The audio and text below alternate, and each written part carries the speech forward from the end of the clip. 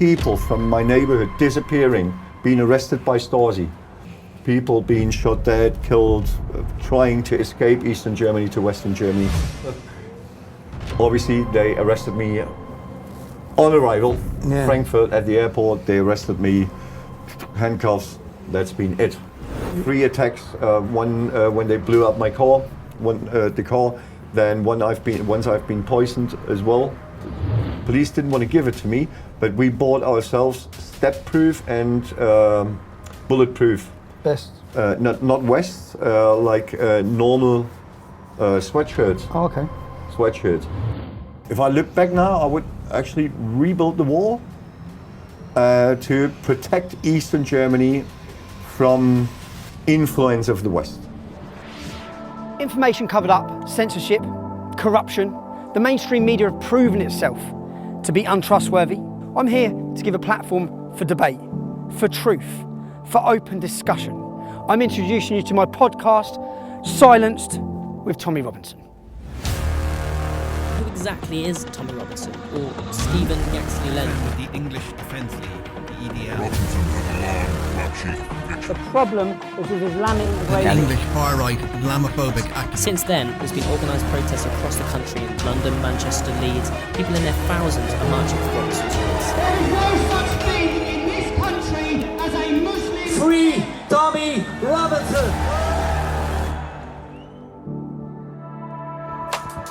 Lutz Bachmann is the founder of the Pegida movement, a German political organisation linked to the anti-Islam counter-jihad ideology.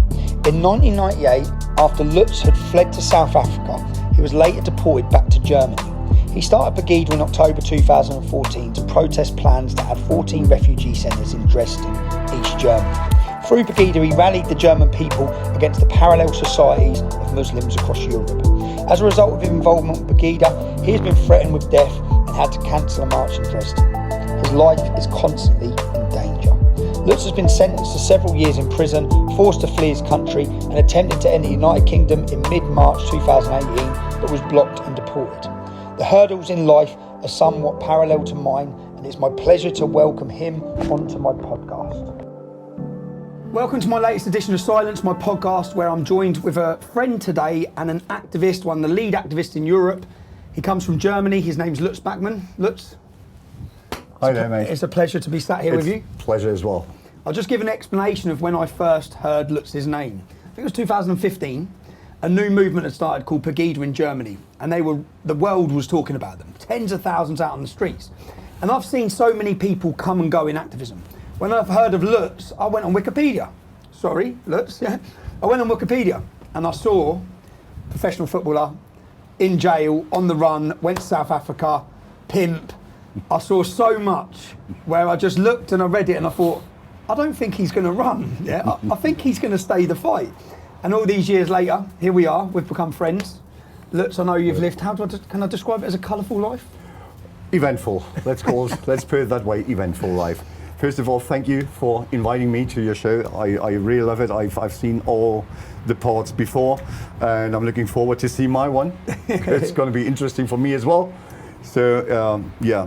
I think it's always good to get behind the headlines. Yeah, you're described similar to how I'm described, and I know you're not that guy. I know you're not that guy. So I thought we'd sit down and I want to hear about your life. Where you've come from, what made you the person that started a movement, what's made you stand your ground, and yeah. It's a long story. How long is the? We've got as long as you want, mate. Yeah, I know there's a lot of colourful things.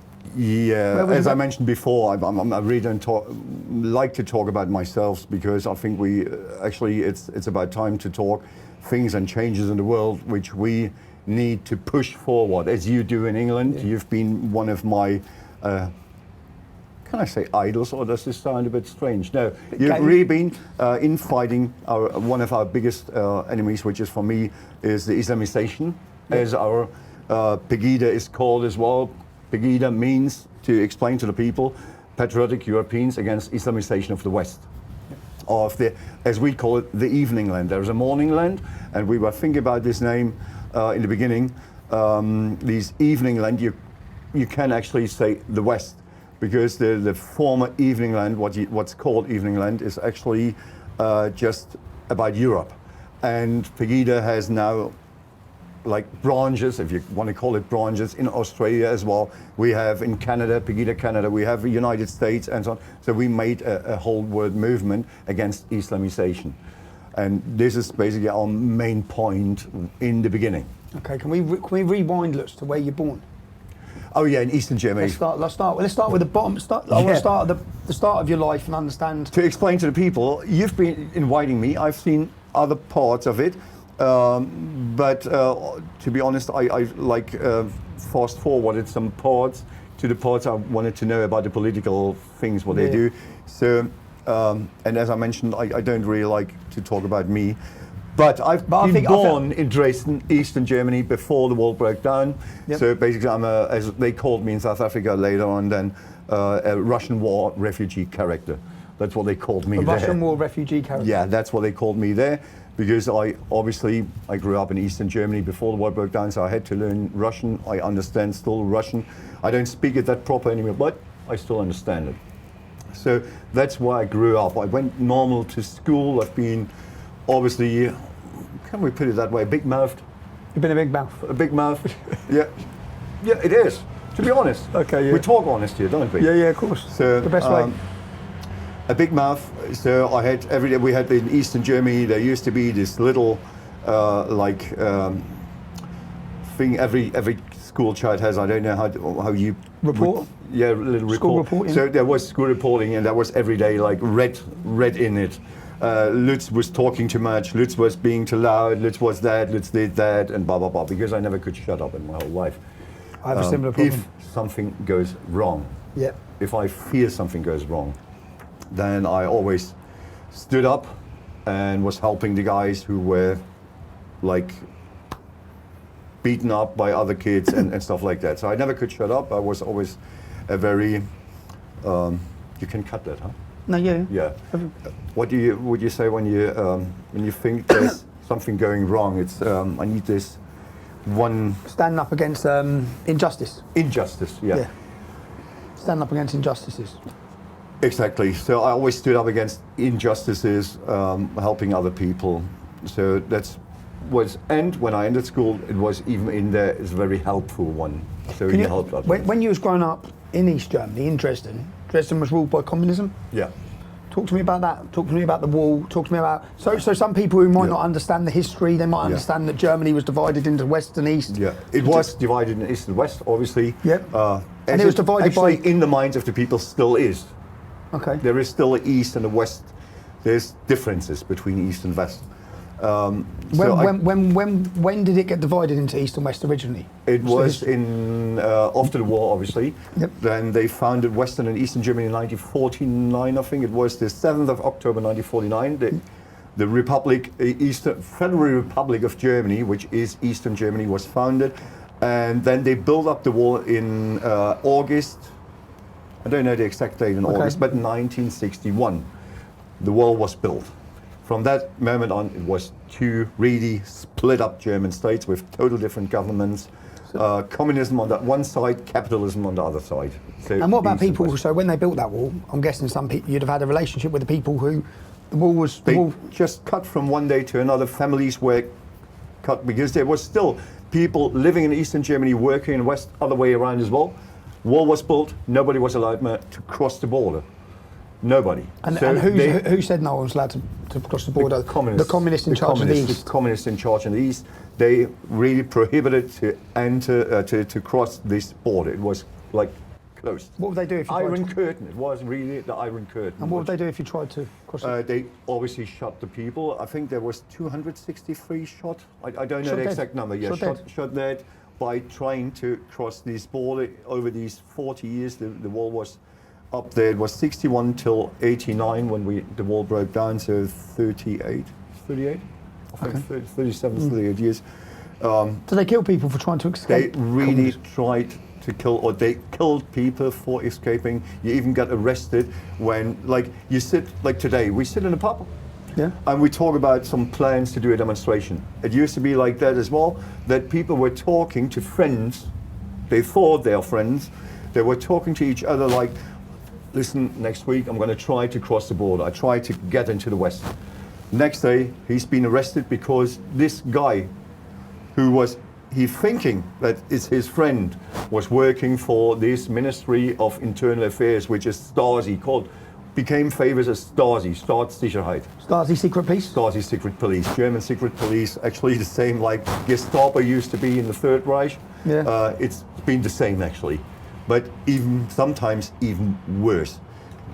Because they obviously had more technical things, Advancements advanced, than what Hitler had. and way more members. Yeah. There were unofficial members called IM, and there was official members like the real like officers and all this shit. They had a uniform and stuff like that. But the problem was these unofficial members. They really reported even their own family just to get a little advantage, like. It's real. It happened like that. Was it to get an like advantage, a or was it kilogram of 'cause bananas. Because Was it to get an advantage, or was it because they're scared? Most of them did it because to get some advantage. Okay. It's like getting a phone at home, getting quicker a car because you had to wait like sometimes 17 years or 20 years for a car. You had to order the car with the dealer, and then it took 20 years to get a car. Nobody can imagine today anymore. Well, that's what I was going to ask you. What was it what was it like living in East Germany? Why were people trying to escape? What's the difference? What was it like in East Germany compared to West Germany? What was the standard of living like? What were the jobs like? What was the freedom like? Was there freedom? Was there freedom of speech? Was there? Freedom of speech didn't exist. But this didn't change. It's now we are in the same position again anymore. When I come to a Pegida rally. But yeah, exactly. An old gentleman, I went to Pegida rally in Dresden, Yeah. and one of the elderly gentlemen, he was about 80, he said, "We've seen this before. Yeah, we've seen that. Shh, you can't talk about that, you can't say that." He said, "I've seen this in East Germany, now it's Islam." Exactly the same. Yeah, that's what he It's said. exactly the same. And that's why in Eastern Germany, our movements, which is now called from the media, right-wing movements, Yeah. because we're fighting for freedom of speech, total freedom of speech. Why can't I mention that and that? I don't understand it. But it used to be the same in Eastern Germany. And we're fighting again for the freedom of speech. In Eastern Germany, we grew up with that. And everybody knew, because in the beginning of this Federal Republic of Germany, Eastern Germany, in the beginning it wasn't that bad. It went bad over the years. They got more So tyrannical. we've seen growing this, like killing freedom of speech, killing freedom of people, like putting up the borders more and more and more. Today they do it another way. Now it's allowed to cross borders, but they raise the prices that much that you can't as well. Yeah. So for normal people, they can't afford a holiday in foreign countries anymore and stuff like that. But back to the subject. So we saw it once rising, dictatorship like it is now. I would call it what we have now in Germany is a dictatorship. Did you have normal news? Was there normal TV in East Germany? No, we didn't have, and it's the same now. The mainstream media is controlled by parties, by politicians, by big companies, and we used to have the same in Eastern Germany. So we saw all this rising similarities. once. That's why in Eastern Germany, people are very sensitive when it comes to dictatorship. And freedom. And if the freedom gets cut it off piece by piece. So and people- this is the same happening again. The elderly people in East Obviously, Germany always. have seen this before. They What have we're seen- saying is where I we're would going say now. from the date of birth, like the year of birth, from the 70s, the older ones, like 60s, 50s born, 40s born, they've seen that. 80s, like my wife, born in 83, she was a child when all this happened, so she didn't really. She's raised obviously in Eastern Germany, but she doesn't really know what Eastern Germany means. Okay. Because when the wall broke down, she was like 8 years. Okay. So. Tell me about when. And it was a nice. The childhood for child. It was nice. There was everything there. It was nice. You could play on the streets. It's not possible today anymore because of rapists and all this. What's now? It was safer. It was safer to live for the kids. It was definitely safer. I think that's everywhere. Yeah. So tell me, so how old was you when the wall came down? I was 16. You were 16? Oh, yeah, I was 16. It was in '89. I was 16. And at this moment, I started with about I've been raised as a Christian, as a Protestant. Like my boss, as you would call it, was the Queen of England, because she's like the Pope for the Catholics. She's for the President. That's all the time you mock the Queen with me, Bob. It is. So basically, she was the boss of my church. Okay. Queen, your Queen, your former Queen. So I've been raised as a Protestant, and in the age of maybe 13, 14, I started to come engaged in these. We call it the young Christians, What's the that? young Christians, Okay. where people been meeting, talk about it. It started with talking about the Bible, talking about Christianity things And was that stuff legal? like that. Was that It legal? was legal. That was legal. Okay. Absolutely no problem. We call it in German. It's called die junge Gemeinde. Okay. So that was the German name of it. But very quick. We're talking about 1987 when I turned 14. Very quick. The church became like a safe harbor for people that not agreed with the government. Put Okay. it that way. So the church gave them an anti-communist movement. anti-communist within the church. movement was within the church being built up. So and 87, I became the like not leader. You can't say the leader, but like the speaker of these junge Gemeinde, of these young Christians of my hometown Coswig, which is very close to Dresden. There I grew up. I'm born in Dresden, but then I grew up there in Coswig. And I became the speaker of it.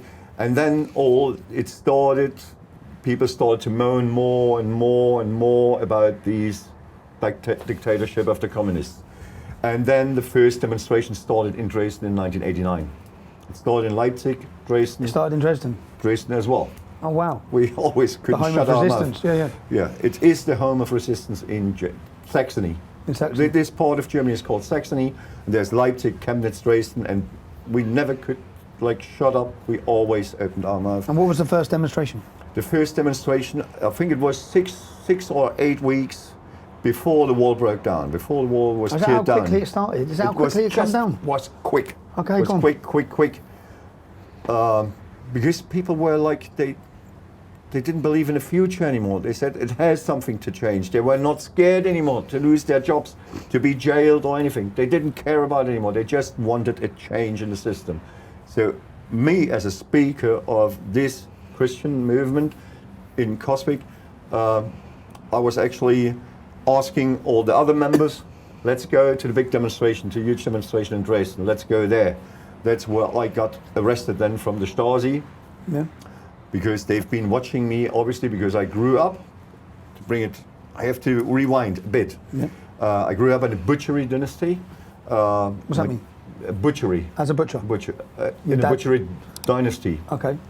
So, and all these like private companies, private-owned companies in Eastern Germany, they were all being watched by the Stasi, by the secret police, by the intelligence, and so on. Because they all had connections to Western Germany, they had all a bit money, so they've been watched. So obviously I was already for them on the screen. So they've been watching me since I turned 14. So obviously it was, I think on the second demonstration, it's been around, I would say, beginning of September 89. I've been arrested there and disappeared for 2 days. What's that mean, disappeared for 2 days? What do you mean? That's what they told me. I disappeared. They brought me into this Stasi jail. Yeah. But not really how old Stasi. were you at this time? 16. 16 years old. So you 16 still were kids. years old. A kid. But a kid who couldn't shut his mouth. we always end up with the same problem. I couldn't shut up my mouth. Yeah. I couldn't. Because I said there's something going wrong. And I saw people from my neighborhood disappearing, being arrested by Stasi. I saw people, or I heard, because we had quite good connections, that's what I mentioned about these private companies to Western Germany. So we had Western German newspapers and stuff like that, and we read about shootings on the wall, people being shot dead, killed, trying to escape Eastern Germany to Western Germany. So that's saying that obviously that the government wouldn't have publicised to the public, so they didn't. No one would have known. So they're killing, you murdering needed people. Western media for that. Okay. Today I wish I would never have read them, But at this time it was the only way to get informed about stuff like that. So I was very skeptical about things that happen. That's why I started the first movement, which was from Coswig going to Dresden, then joining the big demonstrations, and that's why they arrested me. After 2 days they released me. What did they do when you were arrested for 2 days? What did they do? They actually just put you in a big cell with a couple of people, because at this time, normally, when you get as a political arrested in Eastern Germany, you've been isolated. Okay. But at this time, all the cells were full. So you came in a big room. It's not even been on these. It's called in Dresden Bautzner Straße. Is this big Stasi? It used to be this big Stasi jail. Okay. This was packed. So they put us into a backyard of a school. Okay. Where we've been held for 2 days. That's about it. Not even been questioned or anything. Nothing happened actually. After 2 days of reason, because the demonstration was like blowing up. Was first week it was maybe 5,000, then it was 100,000, and it was 500,000. So they couldn't stop it anymore. Okay. It was quick, and after 6, 7, 8 weeks, maximum 8 weeks, it was gone. What was the slogan of the demonstrators? It used to be at this time where loads of, but I know what you mean. We are the people, so wir sind das Volk. That was basically what was everybody screaming, which basically the same as today. We want to show them that we are the sovereign in the country. And how often did they protest over those 8 weeks? Were they daily protests? Every Monday. Every Monday? Every Monday. It was like, there was a couple of other days as well, but mainly it was Mondays, always the same time, because you have to imagine, in Eastern Germany, you didn't even have like a landline phone. A normal family didn't have. No, okay. So there was no way to call, hey, let's make a demonstration. So they had to say on Monday, when they're there, next week, tell all your friends, same time, same place, be there. Not like today, which I think it's a huge problem with all these cell phone bullshit here, where you have an appointment with a friend and there comes a WhatsApp or whatever they use. I'm running late, 5 minutes later, I can't make it today. It was impossible at this time. In Eastern Germany, it meant you have an appointment at 7, the bus goes at 10 to 7, the bus leaves. Yeah. So you're late. Nobody's waiting for you. So you had to be there. And this was one way to the success. Today, with all this media and all this bullshit, there's always a way for people to excuse. Yeah. It was not possible at this time. And there was no way to excuse. And were the protests violent? They call it still the unbloody revolution. But everybody who's really been into it, who's been arrested, will tell you it was not unbloody. First of all, loads of people died on the borders. They've been arrested. Loads of people just disappeared. Nobody knows till today where they're gone. They've been arrested at these demonstrations, and those people just disappeared. They've been people beaten up, like these leaders, the big-mouthed ones, beaten up, arrested at the demonstration, beaten up. Some of them being killed. So that's why I actually don't like it when people talk about the unbloody revolution in Eastern Germany. It was a lot of blood. But it's not published that much because it sounds, obviously for the press, it sounds better to call it an unbloody revolution. But loads of people gave their lives, gave their blood, gave their sweat, and gave everything. How did it change? So the wall comes down and overnight it changes? Overnight changes, yeah. That was actually what was it like? A strange and funny. If I look back now, it was so strange. Like you always had, when you grew up in Eastern Germany, you respected every uniform. A Russian uniform, the uniform from a policeman just standing there. They didn't even, some of them didn't even carry a gun or anything, but you respected them because you knew he's using his walkie-talkie calling, and 5 minutes later, the secret police is there and is arresting. They had respect. Would you say respected or feared? Fear. Fear. Actually, fear. Fear. Yeah, right. Yeah. So you've been really scared to do anything to them. And from one day to another, they were like clowns. What do you mean? Clowns in uniform. clowns. Nobody respected them anymore. What, when the Because wall they calmed said- down? Yeah, when the wall calmed down. It came down. Oh, and okay, okay. So from you've been, the next you've been day- fearful of them, and then Yeah, you were fearful of them. And from the next day on, you were just laughing at them. So nice uniform you wear. From next year on, you don't have it anymore. You're a nobody from next year, because we knew it's going to come to a reunion of the two German countries. So these guys will lose their job. That's what we hoped, actually. yeah. But loads of them didn't. As you see, even the German government, there's still people, or for the German government, there's loads of people working. They used to be in Stasi, used to be in the Secret Service in the Eastern German, and What now? Still loads of them. So lots of people who were in charge of the communism within East Germany are now in They're government. still in charge. The And same. when Angela Merkel, didn't Angela Merkel's family? She's been herself. She was member of the Communist She Party. was herself member of Communist And her Party. family had the opportunity to leave, but didn't leave. They went from west They to east. went from west to east. They went from She West was born Germany. in Hamburg, and they went from They west to travelled east. to East Germany for the communism. They been there. She grew up. She used to wear the uniform of the GST, which is an Eastern German paramilitary youth organization. She was really a big head of the whole communist movement. So That's insane. actually, not the West took over the East. It wasn't a reunion. It was actually the East took over the West. When I see the government now, and they call it in Eastern Germany. In Germany, they call it now Staatssecretary, Secretary of the States. This is a position which is, you're not really minister, but you're close to a minister. Yeah.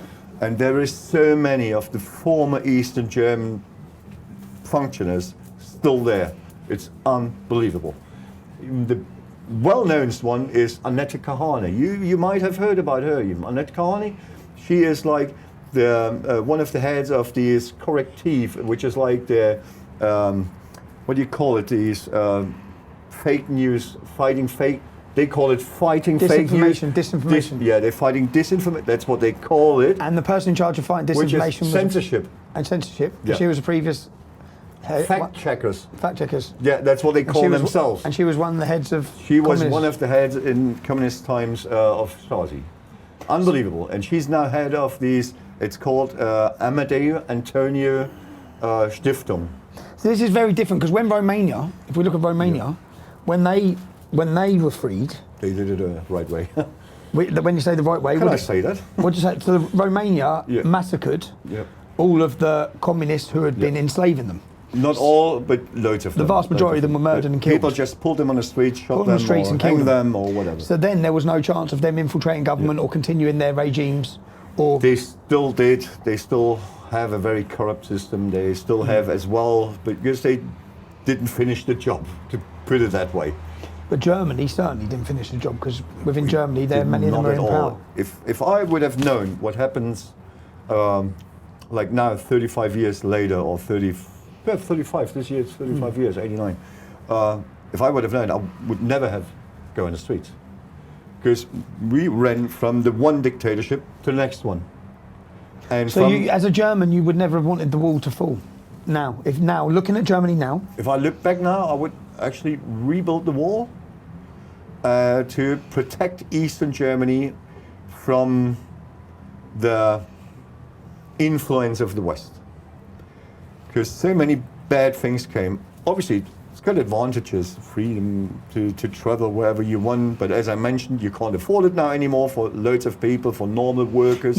so you say this as in you wouldn't want to be living under communism No. in the East, but you'd want In a the better system. That's why we went on the streets.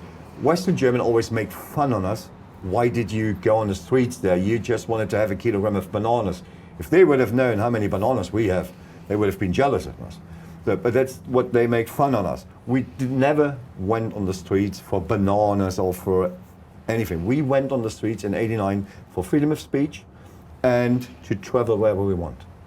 There was the two things. If the communist government would have allowed, like for 30 days a year, Eastern German people to leave the country, to have a look in the world, I believe now, with the knowledge from today, that 90% would have come back.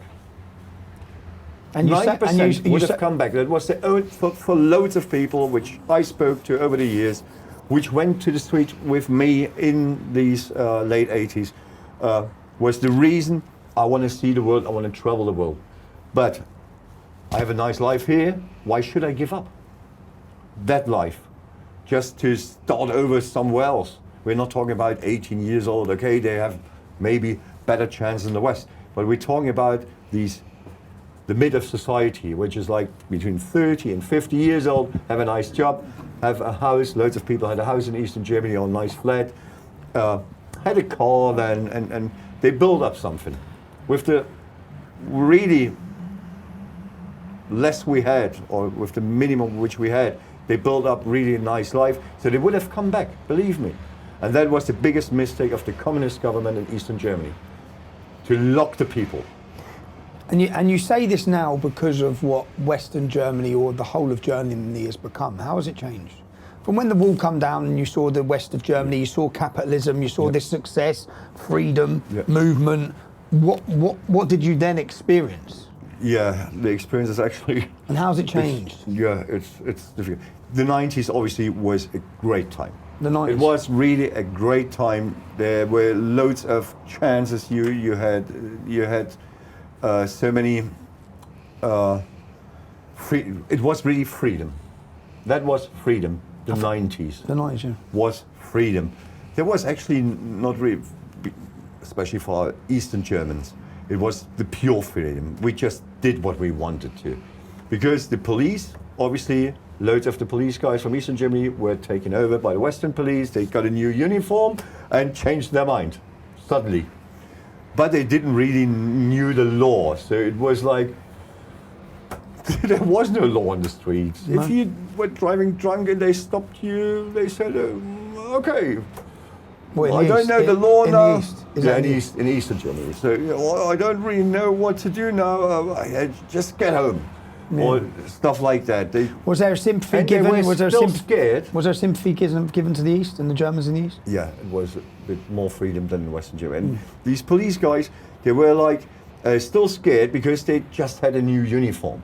So basically they were happy not to be arrested because they've been supporting the old government. Okay. So that's why they were really like, should I report this guy now? Should I open a case against him? Sort of because when I have to be the witness in court, he might mention that I used to work for the Eastern German government, I used to be in the Stasi or whatever. So they were like really, they were the other way around, scared of the people. We used to be scared of them, now they had fear of the people. And when the wall went down, did you go live in West Germany? What did you do? Never. I never. No. I was not interested in living. Because I had a good life in Eastern Germany. So the walls come down. You're 16, 17. I was 16, 17. I did I've been learning my profession. What's your profession? Chef. I'm a professional chef. I grew up. He just showed me some sausages he's been doing. Of course, that's the German butchery. Sausages. Yeah, that's a butchery thing, which I learned from my dad. Because after this, I used to work for my dad. So I got used to earn money. Yep. Which was for a young guy like me, 16, 17, 18, was lovely. Wall down, world open, money in the pocket. Yeah. What do you want more? So you get used to that, and then got some injuries, and some things went wrong, and contracts not really being good, and so what are you doing as a young guy? No real laws in Eastern Germany. We're talking about beginning of the 90s. You used to have money, and then suddenly it gets less money. So what did you do to earn money? Getting the wrong way, basically. Getting involved in things. A very eventful time started at this time. At what age was you here? Sorry? What age was you? 18. 18? 18, 19. And would you say that went down a path of criminality? Yeah. Yeah. It is, then these whole things started with like small things like little writing a check and which was not covered, stuff like that. Fraud of checks. Yeah. So, which was only and if we just cover this openly, because obviously that's when you're 18, however old you are now, this is a world apart, yeah? It is. Lots of people, my life when I was younger. 30 years ago. Yeah, 30 More years than ago. 30 years ago. Yeah, 30 years ago. So just to understand, so you went down a path in life, you was accustomed to money. I had the choice. Yep. At this time I had the choice. I've been used to really earning good money. And the money was getting less, so I had the choice. Go to my dad in the butchery company, which would have been the right decision, but I was greedy. To be honest, I was greedy. I wanted more. Yep. I would have earned for this time really good money in this butcher. Obviously, my dad, the boss, the owner, and I would have become junior boss. So, but I wanted more. So I took the wrong exit. Yes, it was the wrong exit. With the knowledge from today, it was the wrong exit. But it made me the person I am today. Yeah, I was going to say, because a lot of the experience you're going to experience in that life, if we can go through that life, would make you accustomed to facing confrontation. Without these times, I would never have had the idea. I would never have had this idea to fight the government, to become like enemy of the states, which I was in Germany, or still am one of the biggest enemies of the state. Never the idea would never have come up. If everything would have gone straight, that's what I always tell the people. Yes, you have to take the good with the bad. I say this to people, you have to take the good with the bad. He was a football hooligan, yeah, well, that's why I stood up. So I took the wrong exit and ended up basically in the criminal career, like there was from red light district, from being pimp, as you call it, I think. Yeah, you was a pimp, Lutz. Had a couple of girls, because I was not that bad looking and was easy, like in the 90s, we're talking about 90s, it was easy, like girls from Hungary, Czech, to promise them things, bring them to Germany, like. How do you feel now? I don't want to explain now the business to you. How do you feel now about that? It was wrong, definitely. But it made me the person I am. So I've been through so much shit, and I'm still thankful that I was able to go through this shit. And as I always say, it's not a problem if you fall down. The problem is if you not get up again. So I always got up again. Sometimes I did, Frank Sinatra put it that way, sometimes I bit off a bit too much. Yeah. But I chew it and I spit it out. Okay. So you went through, so you was working the red light district, which is now legal in Germany anyway. It's massive. At this time it was illegal. Okay. Today, everything I did in the red light stuff would be legal. Now. Would have been legal. You just have to put it another way. You have to call it a different So people way. understand, if you had girls working for you, were you ever abusive towards the girls? Were the girls in a bad situation? No, we're not. They were all on free will. We never beat them. Drugs were not allowed. It's totally different than it's. Just so people understand. It's People like are in think, Western Germany. Yeah. It's totally different way. They get sometimes beaten because it's even controlled now by Arabic gangs as well. Arabic gangs, yeah. But we've been like new. It just opened up the whole business in Eastern Germany. It didn't really exist before the war broke down. Okay. So that's why. Actually, we could have earned more money if we would have done it that way, but we didn't know better. Yeah. So it was that way. So it was a very short story. And what Very happened? short time. Okay. Then it came up the criminal career because some of the customers obviously didn't pay. They were like the fraud checks and stuff like that. We had the same in the whorehouse. Do you call it whorehouse? Whorehouse, I think yeah. Stuff like that. Brothels. So we have to. Whorehouse. We had to obviously to get the money from them, which brought me to the next career. They call it, I think you call it in England, burglary, Yeah. which wasn't actually burglary. We went to like the customers and took the payment. Okay. That's it. And sometimes they were not Okay, home. so Sometimes they were not home. So I see them say burglary It was my charge fault. on Wikipedia, but you've gone round Yeah. someone's house who's Yeah. defrauded the... Exactly. Sometimes they were not there. So, but you don't wait then. Okay. Imagine that. It was like, so that was actually this career as well. Yeah, I'm not proud of that part. No. How Actually, old was you at really this not. time? 19, 20. You're doing a lot for a 19-year-old, bruv. Yeah, I've been very busy at this times. What happens from there? It was parallel, even daytime, I did my normal job, Which was? which was in the butchery of my dad. Are you still... So you done Yeah, you yeah. did take that path as well? I did And that done part this as at night. well, but it was not enough. So Okay. I did the other part as well. It's been to the same time. Okay. Funny thing. And how does that... My dad didn't even No. think about it. Did you- They did your did dad know? nothing, no. He was shocked when I got arrested first. He was really shocked. He didn't know anything about it. He Okay. believed every evening I go to bed at 8, stand up at 8 in the morning, or at 6 in the morning, being working. Really, in the butchery. you're running brothels and Was sometimes it was enforcing money. hard to hide it. Really hard. Because obviously some guys showed up with big cars, like really massive guys. were Hell's Angels anything back then?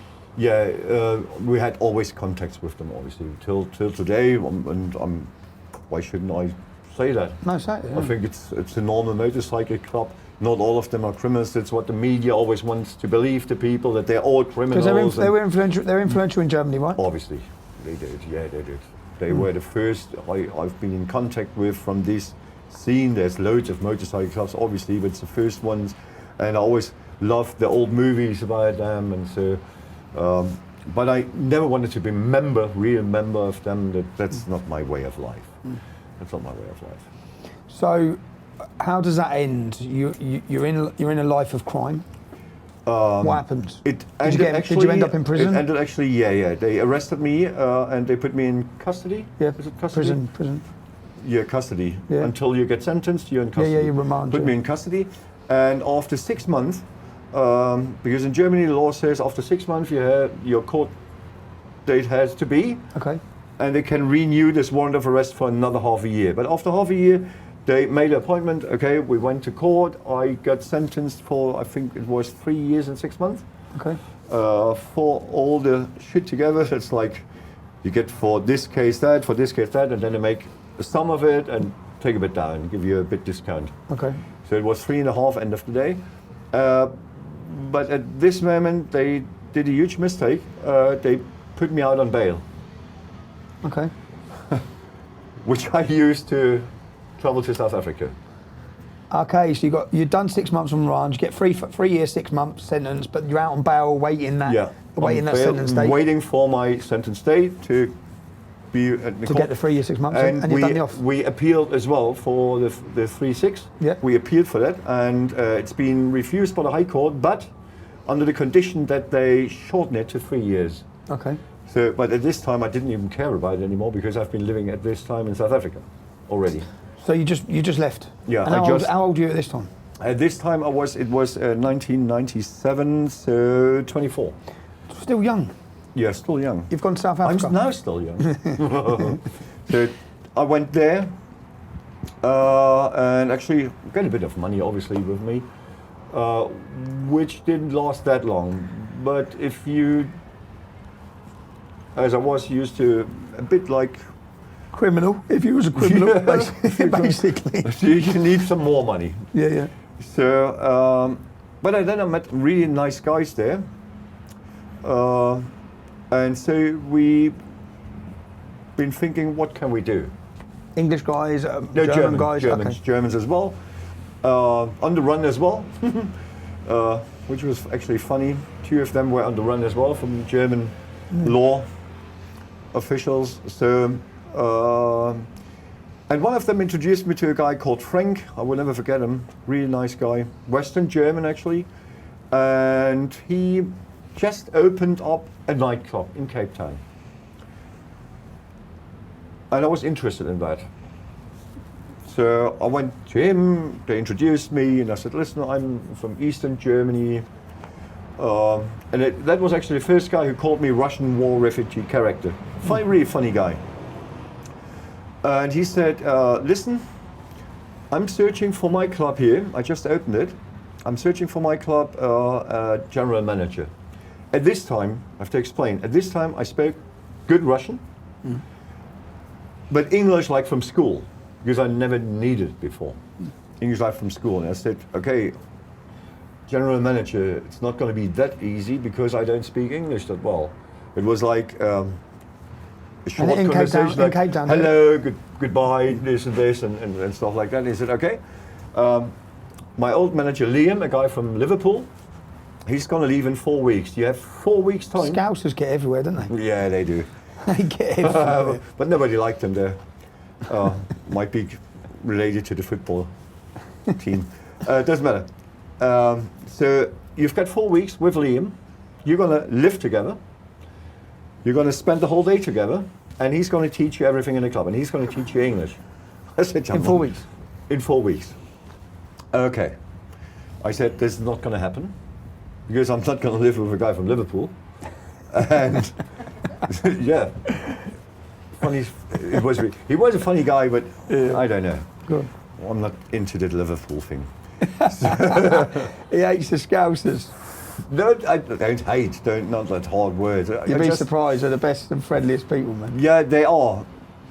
Some of them. And they're all at it. But they're walking on my nerves with a football team. Okay. So, Go on. okay, I said, this is not going to happen. I promise you, 4 weeks, I'm in English. He's going to teach me all the stuff, which is around stock take, doing stock takes, talking to the staff, which were all black guys. Okay, so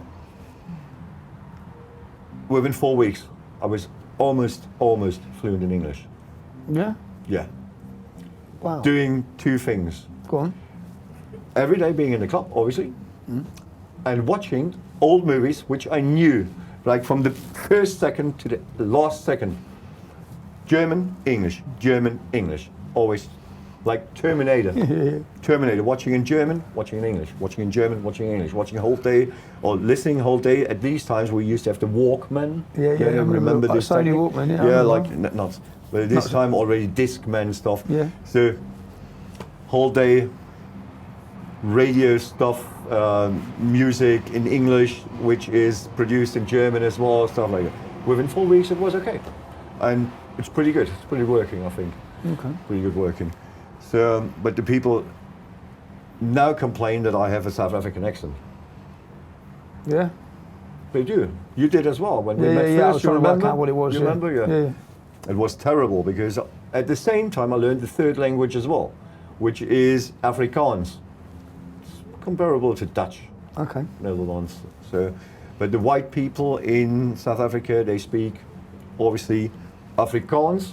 They want to talk to Afrikaans. They refuse to speak all these black languages and English as well. The Boers, which have the roots in Holland, Netherlands, they want to talk with you Afrikaans. Otherwise, they refuse to talk to you, especially when you're white. Was still a bit kind of racism there, which at this time I really hated because it was. We were talking about 1997. These racism was just gone there. What was it called there? Apartheid. Apartheid, yeah. Apartheid was just gone. We're talking about Mandela and de Klerk together presidents getting the Nobel Prize of Peace and stuff like that at these times when whole South Africa, Cape Town changed. When I arrived there, it was already gone, apartheid, officially, but still there were like police cars driving around with cage in the back, collecting all the black people, throwing them back in the back, bringing them to the out of town to the townships like Khayelitsha and what they are called. So and I thought, what are they doing? They're collecting people from the streets and throwing them in the cage. I said, what the fuck is going on here? Which brought us to the next step with this guy Frank. He used to be called Charlie Parker's, the discotheque there. What's called Charlie Parker's? Charlie Parker's. Charlie Parker's. Charlie Parker's. And we named it to Frankie's, because I couldn't be officially there. Because you wanted? Yeah. Okay. I was on the different name there, not under my name. What was your name? Different passport. Okay. Now comes the funny thing, Charlie Parker. That was your name? That was my name there. It was so funny. So, okay, so I said, listen, there's a change going on. Now imagine, I'm new in town. He lives there for 15 years. He almost grew up there, Frank, partner there. He just bought this nightclub, which was 25 years, #1 nightclub in Cape Town. #1 address. No blacks allowed, except like collecting glasses, washing glasses as staff members, not as customers. And I'm coming up after 4 weeks, when I learned English, after 4 weeks becoming general manager, saying, listen, I'm going to be your partner. I'm going to put in some as well. And we opened the very first nightclub in whole South Africa, whole Cape Town for black people. For black people and white people? And white, obviously. Yeah, to allow black people. To allow black people. And it was a success story. It was on the first page of Cape August, which is like The Sun in England or Bild in Germany, like these big newspapers. So you, Lutz Bachmann, who's referred to as a far-right racist extremist, you opened the first nightclub in Cape Town for black people after apartheid. The black people called could attend. Frankie's Sea Point Main Road 242. And it was a success? It was a huge success. Really huge success, because it was from one day to another day, because when you take over a club, obviously after 25 years being number one in Cape Town, Charlie Parker's went down. Today a club lasts about a year, then a new one opens and they all go there. But at this time, we're talking apartheid times, it was 25 years number one or 15 years number one club there. Went down, turnover went down, no money anymore, so I said, let's go, let's cater for black people. Let's do black music there. Let's do these Kwaito, it's called Kwaito, from the locals there, from the Xhosas. There's Xhosa, Sotho, Zulu. There's 12 different in South Africa, but mainly you've got in the Cape region, you've got Xhosas. And they love this Kwaito music. Brenda Fassie used to be a big deal, like Michael Jackson in the world was there, Brenda Fassie. And she was even in the club visiting us. She lived not far away from the club, actually. She became a really good friend, then she died, she's been killed as well. It was really good. There's some pictures even from me and Brenda Fassie. Yeah? It's unbelievable, yeah, it's cool, it's really cool. It was really cool. She had a little, sort of a drug problem, but okay, fair enough. Who hasn't there? Away in South Africa. Especially when you're that famous, that rich. She was like, you can really say Madonna. Yeah. She was sold as many CDs like she did. Wow. Just in South Africa. It's unbelievable. She was really undisputed number one. Brenda Fassie. Guys, look for the music. It's really cool music. It's been like disco music with local music mixed. Brilliant. I still love it. Still listen to it. Never heard of her. Never heard of. I'm going to show you some tracks later. Okay. I'll send it to you. So, yeah, we became quite quick, very famous for it. And did you get in a relationship with her? No. If you see her, you'll understand why not. Oh, okay. It's not about, really not about the colour, but I know your missus is standing there. She was not really the prettiest one, but it's got a lovely voice. It was a lovely person. Really. Just the way you was talking about her and thinking about her. No, not at all. If you see a picture of her, you understand why not. Okay. So how long did you run this club? We've been running. It was still running when they arrested me in South Africa. And how long was that? How long was you running? I've been there 2000, beginning of 2000. Yep. They arrested me there in another case. It wasn't even my case. But at this moment, I obviously applied for citizenship and all this bullshit and official papers and which I didn't know. What I didn't know was when you apply for citizenship and all these papers, you have still to leave every 6 months the country. You can come back. You just go to Namibia. What's Namibia? An next island? day. Namibia. Okay. The next land, the next country there on the western coast. Okay. It's about 2,000 kilometers from Cape Town. Okay. And we went actually there every year, twice, just to leave the country, get a stamp and a passport, going back, getting the entrance stamp. Okay. That's it.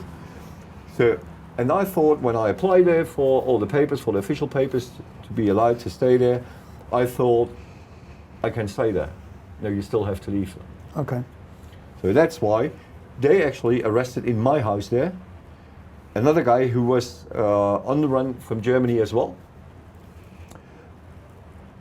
Till this moment, I didn't even know that they deliver people to Germany, but he was on the run because they thought he's been killed somebody in Germany. Okay. He was unguilty. He was absolutely unguilty at the time this happened. He was even in the Dominican Republic, but it was a mistake with the name, so they arrested him in my house. Checked my papers as well and saw, oh, he's over.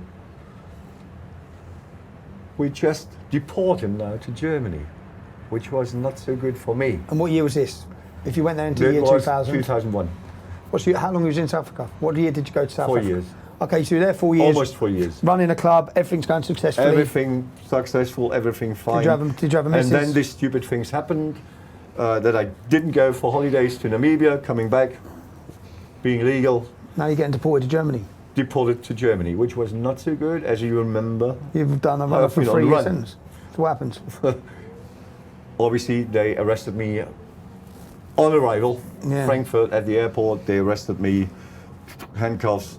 That's been it, and brought me. It took me about 3 weeks travel through Germany from jail to jail to jail, because they don't bring you straight when they arrest you in Frankfurt and you have to serve your sentence in Dresden. They don't bring you straight away there with a taxi. No, you go from jail to jail. And Until these there's buses, until there's buses go every scheduled. week once, and so I've been traveling 3 weeks through whole of Germany until I arrived at the final. When I arrived, the official papers from the embassy of South Africa arrived. Okay. So yeah, I was yeah. allowed then. Okay. On the day so of- you got. So when you arrived, you got the official papers Yeah. of citizenship. So they, So you'd have been there as a citizen, never it's escaped. fucking unbelievable. But then you'd never have been able to come back and see family. No. So I spent my sentence there. I served my sentence. How long did you serve? 3 years. Yeah. Which I served in Waldheim, which is about 60 kilometers from Dresden, 2 years. And after 2 years, they brought me to Dresden because the new jail was opened there. I was one of the first to get there. I even had to build up there the other cells, like the beds, building and putting Okay, yeah. everything on the walls, building the cupboards and the shelves on the wall, all this shit. That's what I had to do. That was my job the first 2 weeks. And after 2 weeks, they opened as well a part which we call the open Prison, prison, where you can go home in it. where you couldn't go home. You actually Work. just sleep there. You work outside in your job, and you just sleep there. And the weekends you spend home. Okay. So it's actually no jail, no real jail anymore. Which I spent then I think 6 or 8 months in that one, until I got released on suspension. Suspension, yeah, on suspension. Served the suspension. Everything, nothing happened anymore. Everything fine. And that was actually the end for this time. We're talking about 2002 of the criminal career. That's the end of your criminal life. Till 2009. Okay, until activism. No. No. No, 2002. So 2009. how old were you in 2002? 2009. 30? 2002, I was 29. 29, released from jail, nearly 30. You get on with your life. What do you do? So I went back to the old job I did to the butchery stuff, and yeah, then I had some trouble with my dad actually, and because I had other plans with the butchery. I wanted to grow it a bit, to do other things. So I said, okay, I have to leave. Not really trouble, but I said I have to leave. I don't like to be. You wasn't happy. You wanted to take it out other I wanted places, to expand. He was happy as it was running, Yep. and I said we could do more. And he said, no, we leave it as it is. And I said, okay, then it's just no, I just leave, which was my second big mistake. Because second time I took the wrong exit. Again. Yeah, go on. What exit did Yeah. you take, Lutz? I did take the exit that I ended up again in the red light, but this time as general manager of some whorehouses in Leipzig, about 100 kilometers from Germany, 60 miles, 70 miles from Dresden. Okay.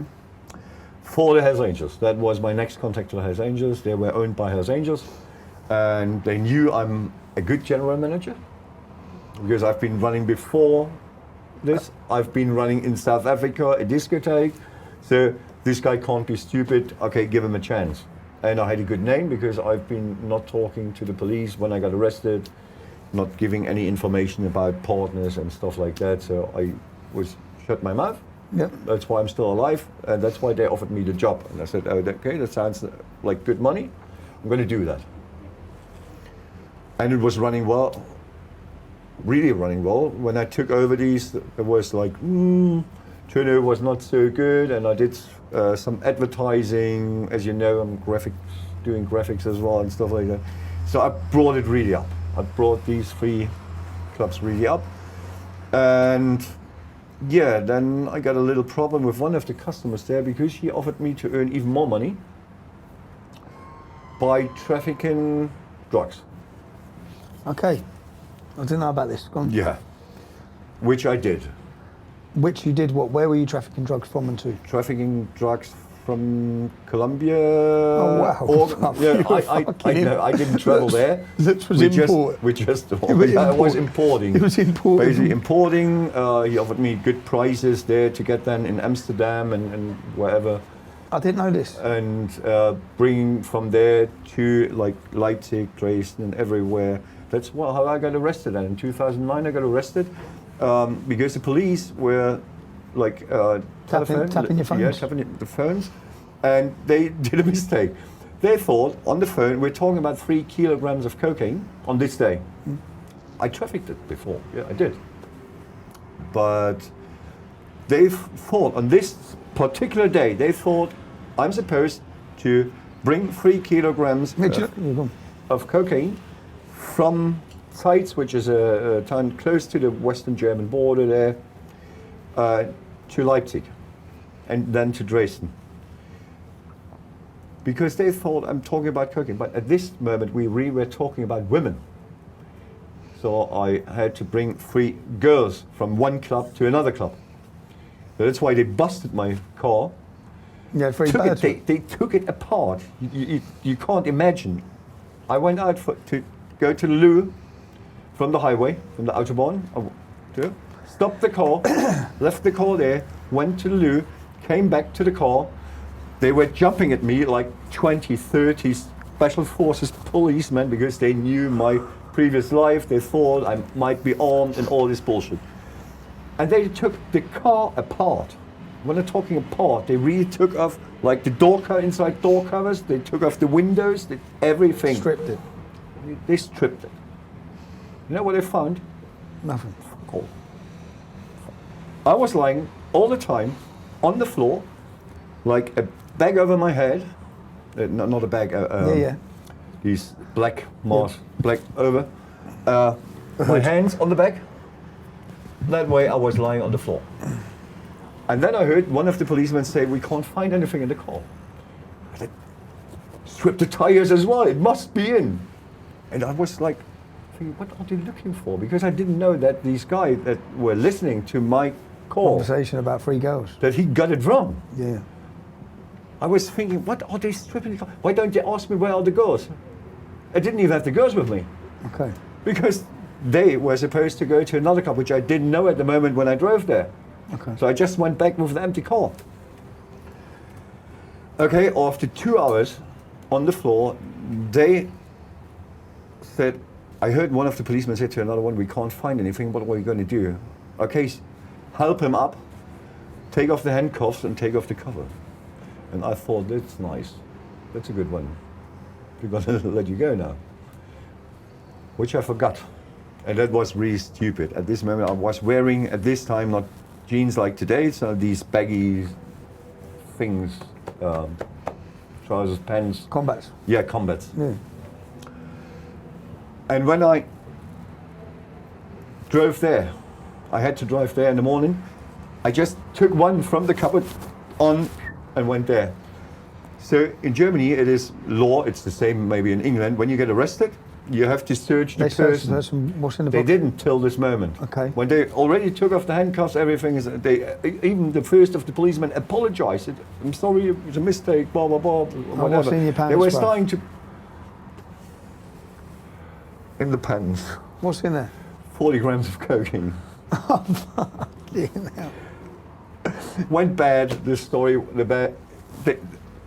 they already apologized. Joe, I'm laughing at this moment. Everything they say on Wikipedia is true then, bro. It is. Like on It mine, I is. go from my Wikipedia, I think that's bullshit, that's bullshit, that's No, bullshit. it's not. Yours It's is all, all- yours it's is all all true. factual. It's all true. I was expecting to sit here some and of the get stories all I've written refuted. myself. Why should I hide it? The press is going to find it out anyway. That's what I said in the beginning. That's why when we started the movement, Yeah. everybody was warning me. They're going to go to town on you. your post. They're gonna go to town They for will your bring it post. up. I said, okay, before they do, I do. I called the press, the biggest German newspaper, the Bild. I said, listen, I'm going to tell you now my whole story of my life. After the first 3 demonstrations, when it became that big that they been watching us. I called them and said, listen, you have to bring a story now about my life. Then nobody can come anymore. Because the Get all the reporter data. was a friend of mine. I said, all the listen, data bring away. it now. That's why they couldn't come anymore with any past stories because I You owned published it You owned myself. You owned it. So Okay, we'll get on to that. So you got a caught with 40 grand. I got caught what with happened then? and they. I was in custody then for again How long for? 6 months. You only got 6 months. No, just in custody. Oh, waiting for court, waiting trial. for waiting for trial. Trial happened 2 years on suspension. On suspension. That was Yeah. On, So do you go on- to jail or you don't go to jail? No, I came out after 6 months. Yep. And then you got 2 years suspended sentence. Yeah. That's all right. Suspended Okay. sentence. That's these 2 years, and that was the end of the criminal career, except the political. And that's in 2009. 2009. Yeah.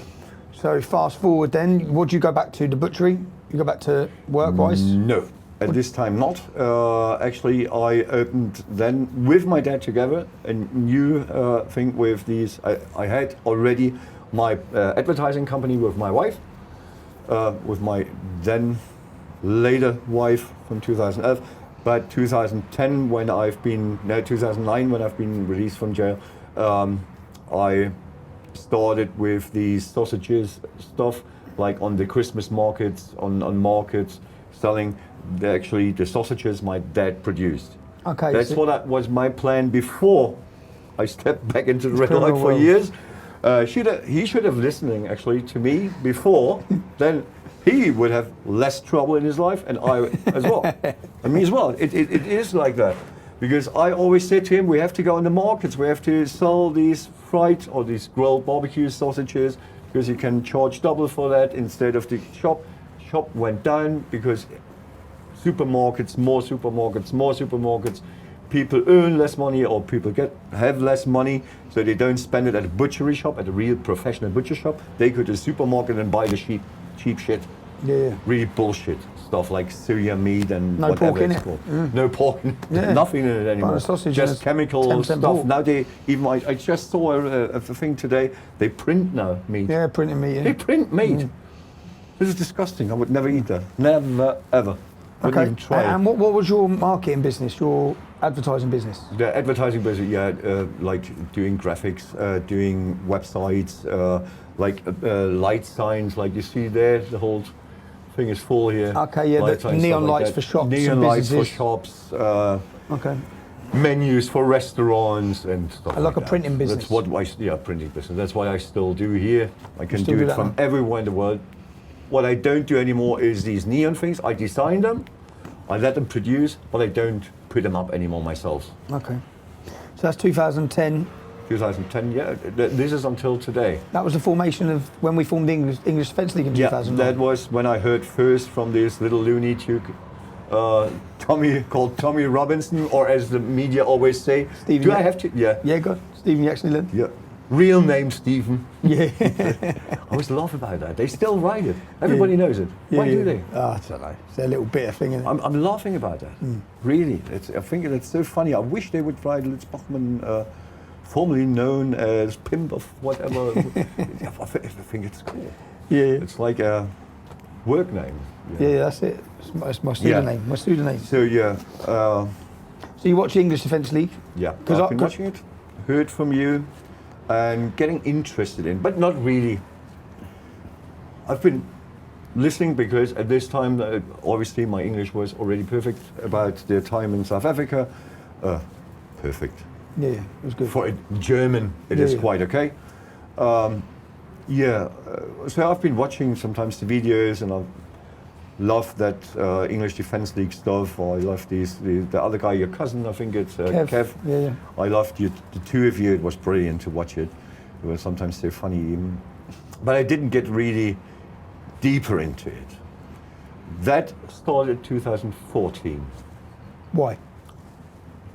This is the start of your activism. This is the Political activism. start of my political activism, because I was, oh my God, my wife is watching it. 2014 I got married. Before that I suffered a bit of a heart problem. So my doctor said to me, you have to go for a cure for at least 6 months. You have to slow it down, because you're really forcing it too much in your life. So then I got married, And 3 months after the marriage, there happened a thing in Dresden, my hometown, where there was a demonstration of. It started as a demonstration of Salafists. Salafists, which is an extremist sect of Islam, like they take it literally. They're very radical. Yeah. So, Radical. Which is the biggest Islam threat to. movement. They say It it's the is. biggest threat to Germany is Salafism. Yeah. Most terrorists are Salafists. Yeah. They were doing a demonstration in Dresden in the best area, like in the middle of town. And at the same time happened a demonstration of, how you call them? PKK. You know what PKK? PKK is the Kurdish. the Kurdish terrorist organisation. Muslims as well? Communists as well. Yeah, communist Muslims. Communist jihadists. Yeah, it is. You can put it that way. And they clashed, no? And they clashed. Okay, was that in Dresden? I remember this. That was in Dresden. I didn't know that was in Dresden. 2 days before, it happened in Hamburg. Okay, I saw it in Hamburg. There was running street battles between the Salafists and the PKK. Yeah. And this was over Syria. Was it over Syria? That was over Syria. It was over the conflicts. The PKK have taken the street, the pro-Kurdish groups. Now we're talking about two in Germany as terrorist organization marked things. They're all prohibited. Salafists, prohibited, and PKK as well, as a terrorist organization. Supporting Hamas as well and all this shit.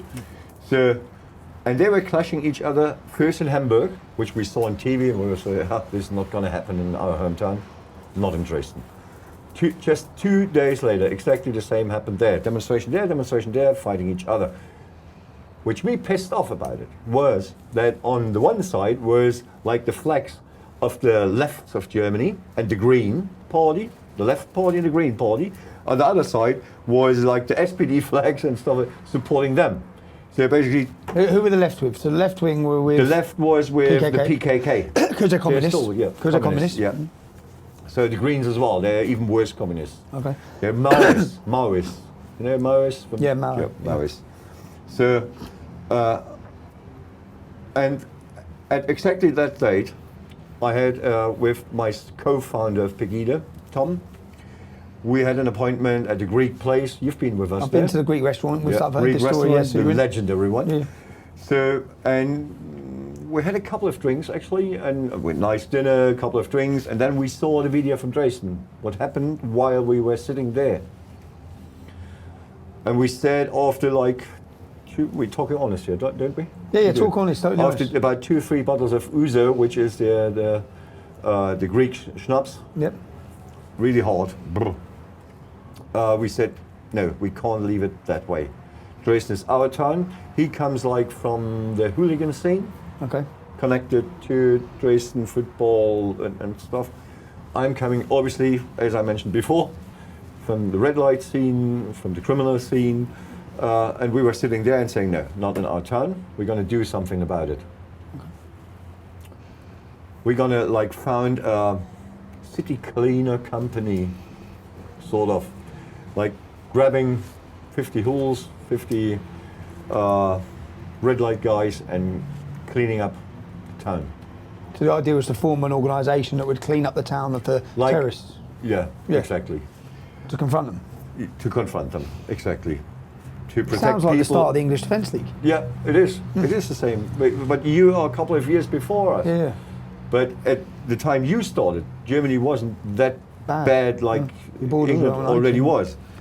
I will never forget, by the way, one tour with you from London when you picked me up at the airport. We went to Manchester. Yeah. When you showed me all the churches that have been reassigned. To mosques. Unbelievable. Because in 2006 I went to Germany for the World Cup and the cities were fine. Cologne was fine. Now it's desecrated. It's a totally different city. Yeah, it's exploded. Since 2006. Yeah. It's just like you can't go near the train station. There's migrant gangs everywhere. Yeah. You can't walk streets. Unbelievable. It's really unbelievable how quick this happened. Yeah. Okay, so you have a discussion about forming an alliance with football hooligans and Hell's Angel groups. Yeah, we had this discussion going on there. Had some more ouzo then. And we said we have to found an organization which is basically organizing a movement. We have to find a movement against this happening because we saw it from Western Germany, from Hamburg, from Düsseldorf, wherever, and now it's in our town. We never believed before that this could even happen. We didn't believe it. Okay, 1 week later, Pegida was founded. How? First demonstration was like set up, like I've been calling the City Hall, I want to make a demonstration, what do I have to do? I said, okay, send this form there, fill it in. I said, what for a demonstration? We have the constitutional right of meeting. We have this. We can go where, no, but if you want to do it on that date, that time, on this place, which was right in front of the Frauenkirche of Women's Church there in Dresden, where you've been there to the place where the first demonstration happened. I've been showing you, yeah? Yeah, I've been showing. If you want to do it, not like, if you have the idea more than 2 hours before, you have to report it. Okay. If you make it like suddenly, just now here, call your friends, we make a demonstration here, you don't have to report it before. But if you plan it for more than a day, you have to report. So I reported that, okay, it was the first, and we expected 50 people. My dad was with me as well. I said to him, listen, have you seen the video? We have to do something. We Germans have to raise to fight this. We don't want that in our town. No terrorists. Okay, he came over as well, and he was like a bit laughing. I said, oh, how many people would come there? I was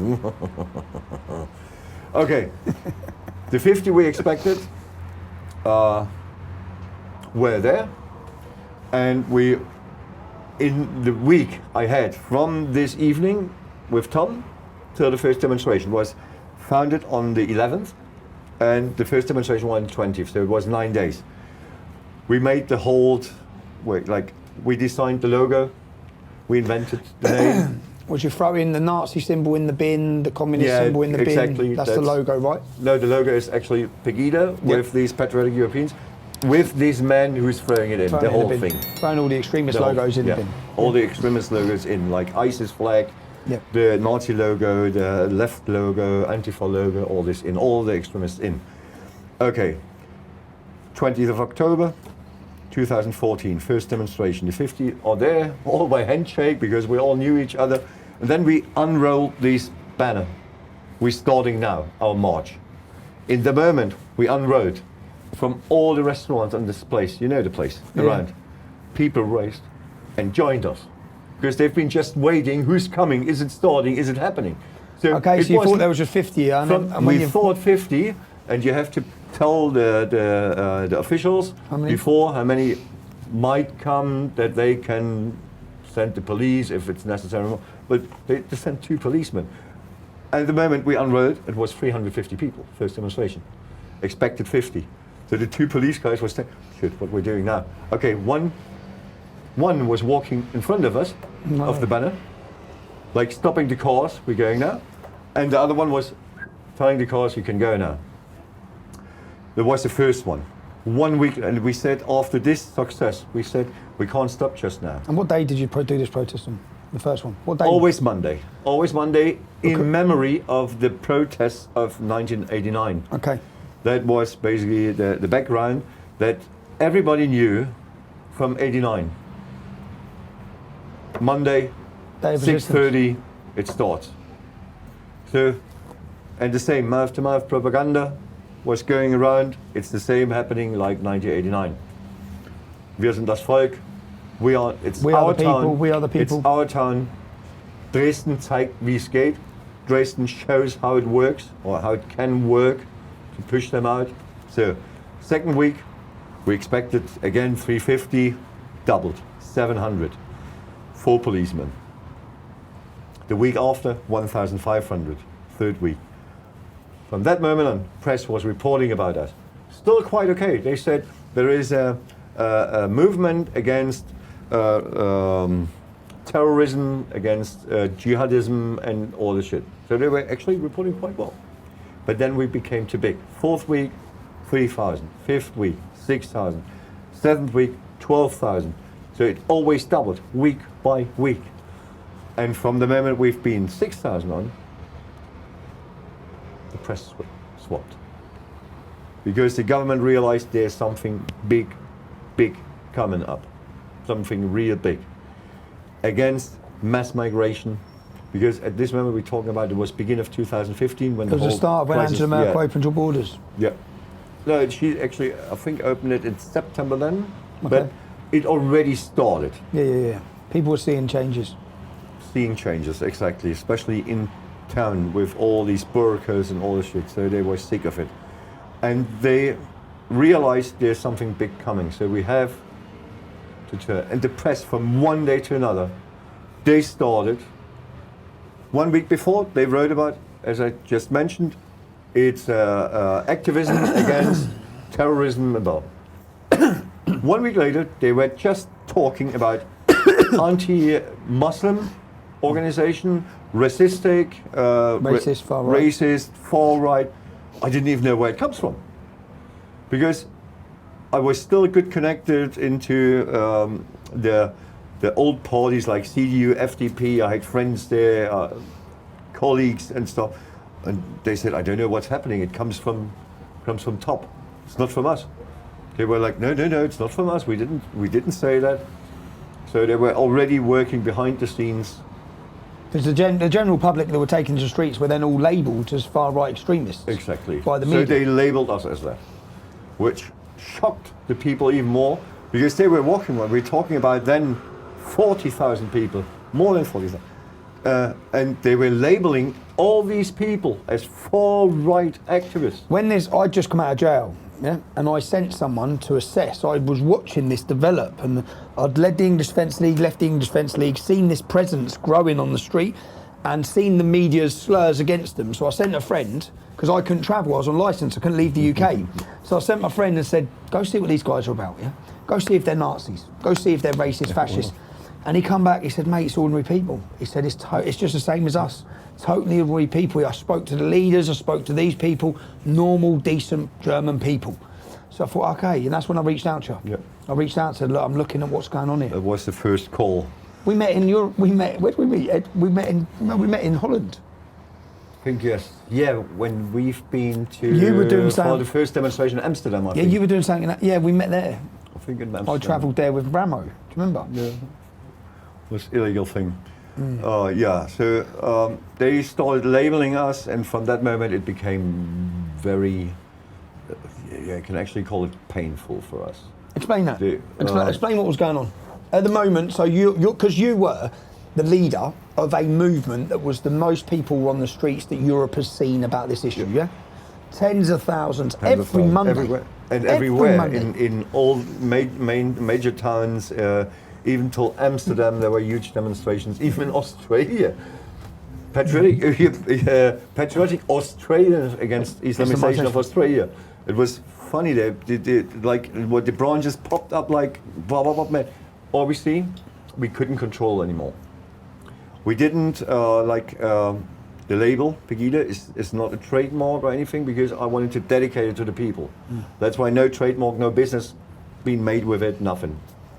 So there came branches, obviously some of them founded by people which I would call really, really far right. Okay, so people took upon themselves to set up their own divisions. They Same jumped as on the English train, Defence yeah. League. They jumped on the train Nationalist and they organisation. abused the name, which basically then was bad for us, because then they had a banner as well walking around with Pegida. But they Pegida stood on for it. something else. Pegida on it. So they could, from that moment on, they could label us as Pegida, because they thought, they knew that's not like that. They told the public that this is part of Pegida. Even when we didn't even know who is behind that. We didn't know Do you think they could have been government? Sorry? Do you think those people, Yeah, they could have been obviously, government infiltration? Of course. You have these agent provocateur. Agent provocateurs Yeah. within the party. Tell me, what was it Definitely. like? What was it? Because when I first went there, it was the biggest crowd I've ever spoke to, and it was massive, bruv. It was massive. I mean, and what surprised me so much was there was no one there. So the demo starts at 7. It's 6:30. There's no one there, and I'm thinking, English Defence League. We're all in the pubs. We're all on one, and we're very boisterous. And then all of a sudden, just from nowhere, within 5 minutes, the place just filled up. And when our hymn, which our song in the beginning always, when the song, it always, what's on already There was no one there. No And one there. 5 When to it 7, comes- and then 45 it doubles. Within And then 2 minutes. The whole place. Whoop. And I was just like, what's happened here? Because none of the same pubs, after the end. none of the pubs were full. No one was meeting it. I went home very embarrassed. I went home embarrassed because I thought about how we run demonstrations. Yeah. We were always loud, loutish. We were drinking. Half the people were there and I stood and watched in freezing cold weather for 3 hours, and everyone stood there like this, and everyone listened to every single word that was said. Yeah. Everyone was there knowing why they were there. So it was an experience for me. I learned from it, and then do you know when they left? 40,000 people. They left. 5 minutes. 5 minutes gone. Not one. No trouble, quite. Not one single bit of litter on the ground. The place clean. Not one single bit of litter on the ground. Nothing. I stood there and looked and thought, Jesus, man. In England, you've seen it, yeah? You come to an event in England, it's littered. I felt pretty embarrassed about how we conducted ourselves. We had this twice, but it was our unfortunate. You remember? I think you were there on one of the birthdays. Yeah. We handed to all the people Bags. these balloons. Oh, yeah, these yeah. balloons in black, red, and yellow. Okay. And the whole place was with 20,000 people packed. 5,000, 6,000 had red ones, black ones, yellow ones, and we made the whole place in front of the Frauenkirche, Women's Church, as a huge German flag. It was goosebumps. Still got goosebumps. And obviously, 20,000 people. They The balloons on the floor. What did we do? Yeah, you walked around and cleaned them. Ziggy, me, and Wolfgang, the three guys, all of us. The whole place. Yeah. 2.5 hours. I've never seen efficiency like it, if I'm honest. I felt embarrassed because we conducted ourselves pretty. We were young, and I felt something very different because the audience at your demonstration were all listening to everything, and some of the audience at ours were there for a day out. The average age was different as well. The average Yours age, very young. Yours was elderly. I was not even elderly, like the best ages, I would call it. Yeah. Between Mature. 40 and 60. Between 40 and 60, yeah, was the audience. So working people from like the middle of the society. And I noticed something when I come and reported there. Yeah. Your average age was 40 to 60. The opposition were all 20s. Under. Even underage. So what you could because they were see- supposed from school, like the teachers told them, we have to go What there you can today. what you can see is the influence of the next generation were coming out as communists and leftists, coming out against the German people. It was a Exactly. very contrast, very evident looking at it. I'm still the curious youth about were on that side. who of them is going to work. The youth on that side, the elders on this side, yeah. Tell me, at the start of your leadership of Pegida, there was a news story that came out with a picture of you that was one of the most viewed stories in the world.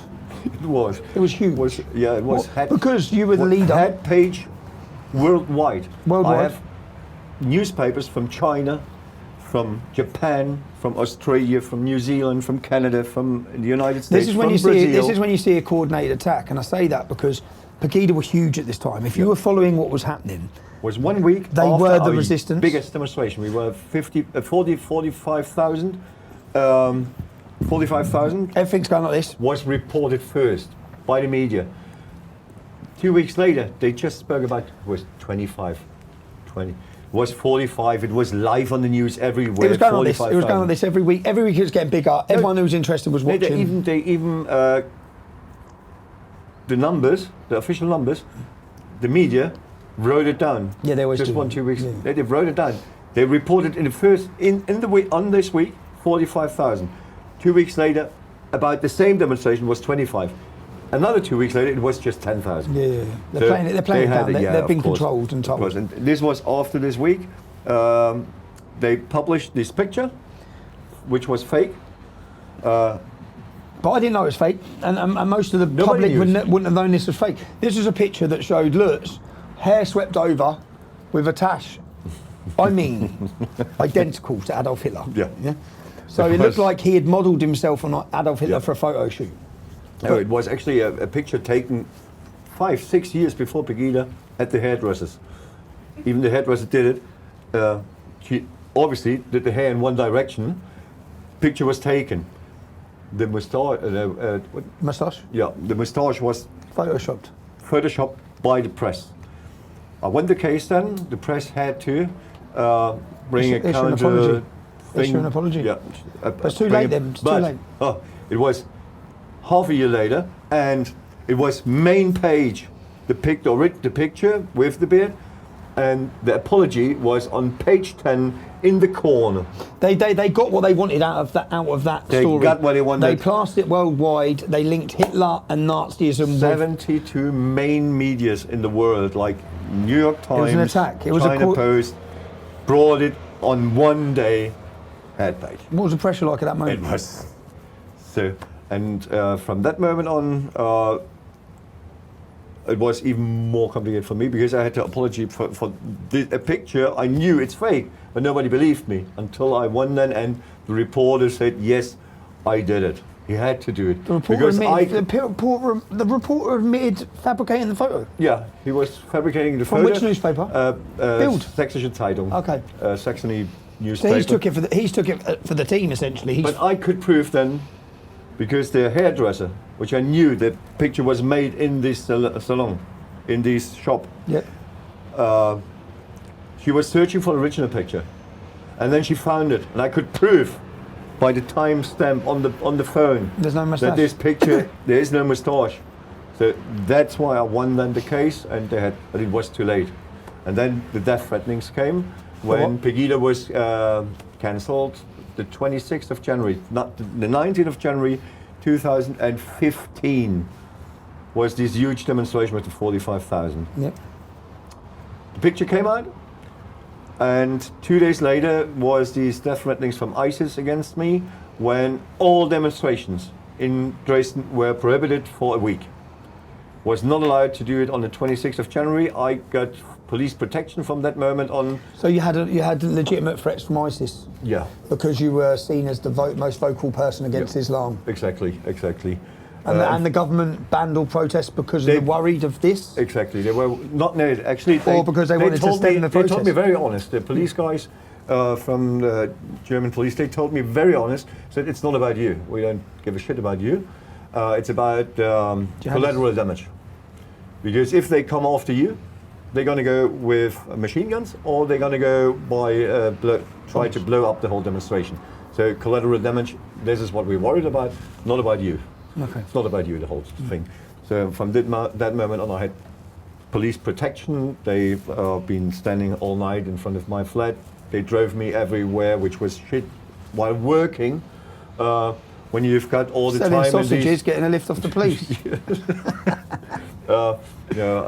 police protection with these special cars. They've one car in front, one car in the back.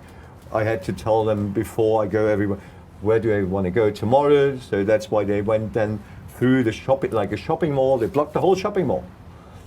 Went through with search dogs for bombs when everything is closed. They even we went to the graveyard to visit my mom's grave. Blocked the whole main graveyard there for hours before I arrived and after I arrived. And what sort of change is that to your life? What sort of? It was really shit. It was for business. Do you think they done that because of the level of threat, or do you think they done that for this exact reason, to disrupt your life? Do you think they did? First, I think it was really the level of threat. Yeah.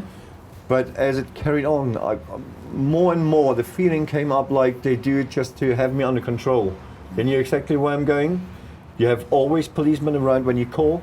And I was really, at this time, everybody wanted to call with me, like Gerd Wilders and all these, like the whole day. And all Every the time demonstration you was having, policeman. you was having different world figures who are famous for talking against immigration coming to a demonstration. Exactly. Like you've been there. Gerd Wilders was there. We had so many really huge things. Gerd Wilders was the first demonstration he's been on Ever. Like publicly since I his think fresh. before he got protection. Yes, he Yeah. was. But after 12 years, I think it was the first time that he's been in public. Yeah. He changed. I think he doesn't even sleep 2 nights in a row in the same house. So he moves and he sees his family twice a month. Or that's what I heard about it. I think it's not that worse anymore. It might be now. Especially now he has government protection after he won. Congratulations, Gerd. Greetings. We had really big guys, big players like Philip de Winter. Yeah. He's going to win. from I think Belgium. they're going to win, yeah? I hope In the upcoming election? I hope so. Vlaams Belang?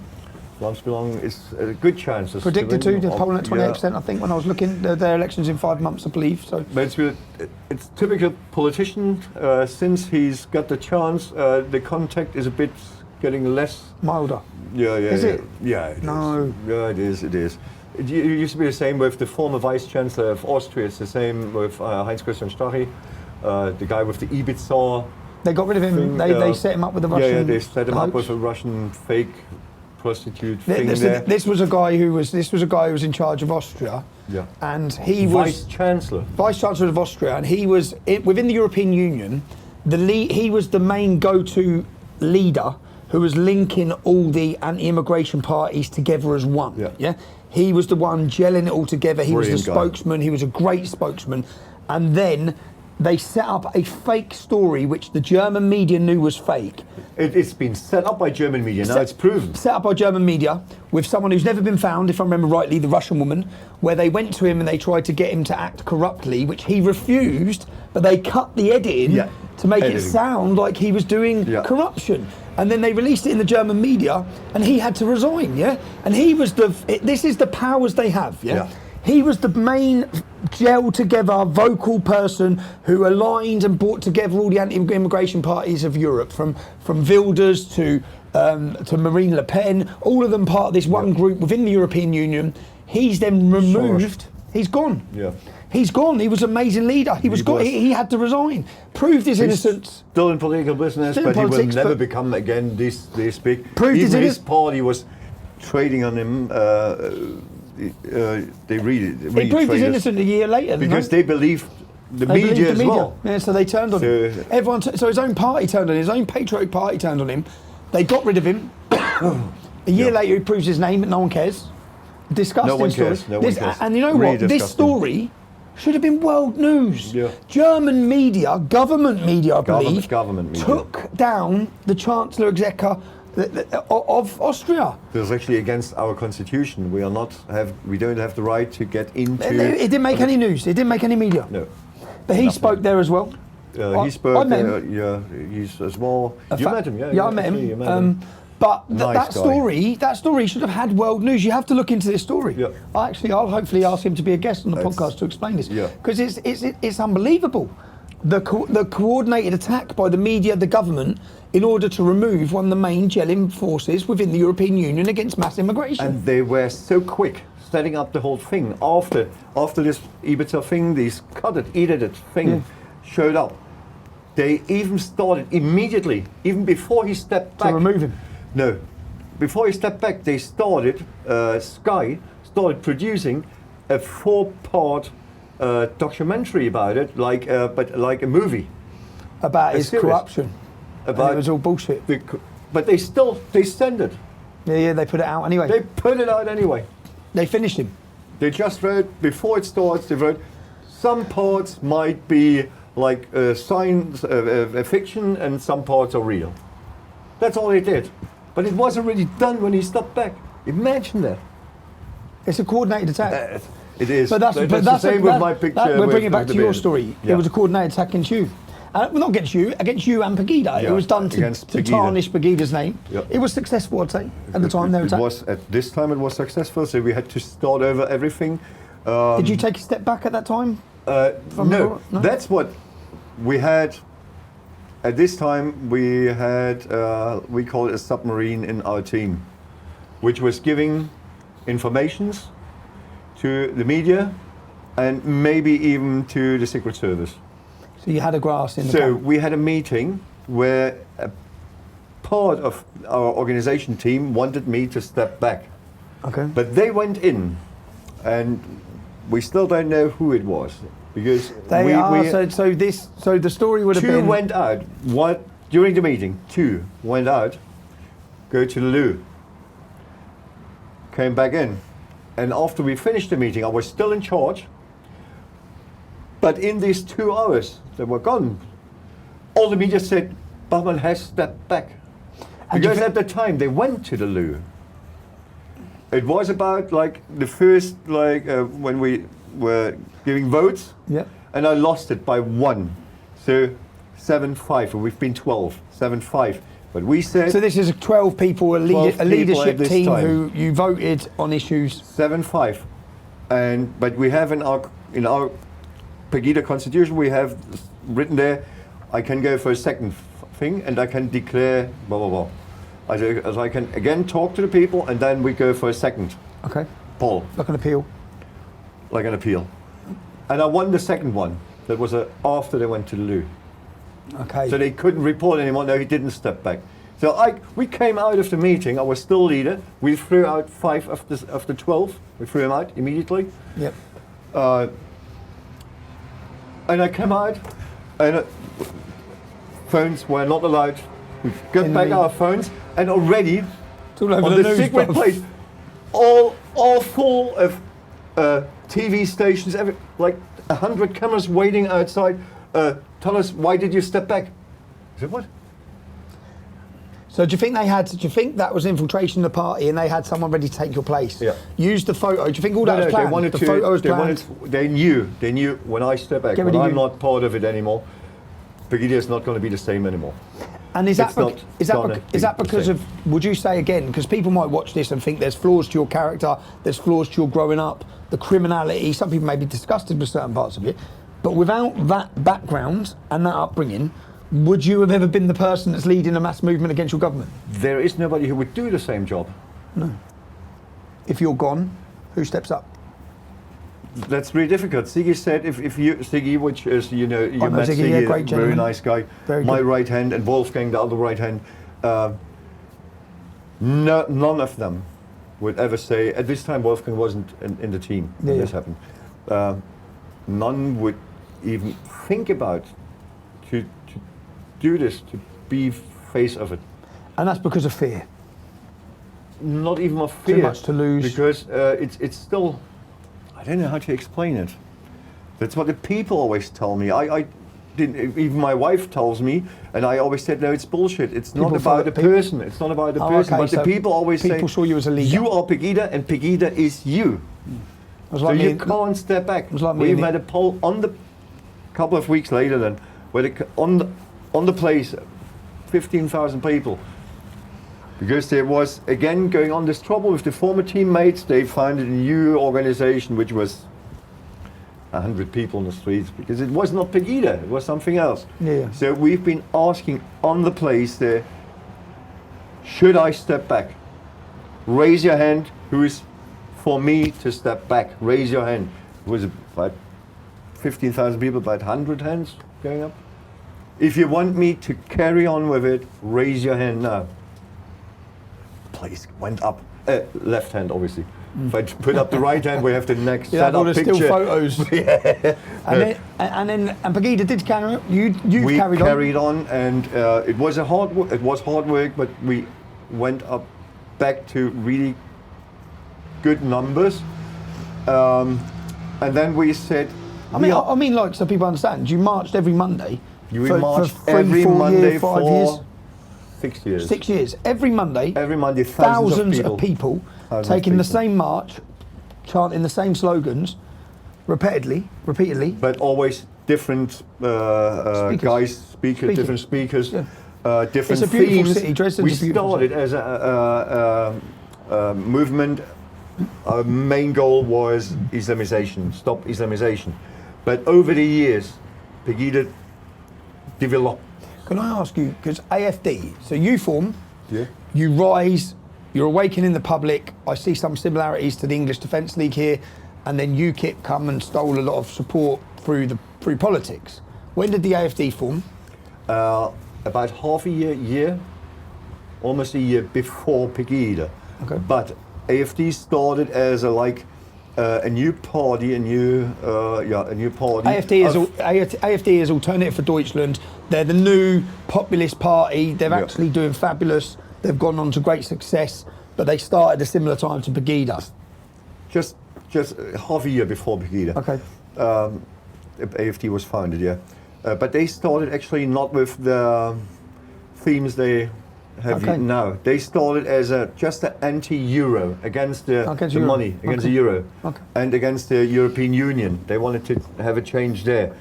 All the other things they've been learning from Pegida. You can't bring it that way. It is that way.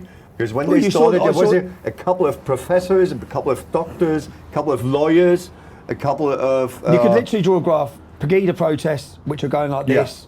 AFD party starts going like it this. starts going when they started like to jump on the train with our program.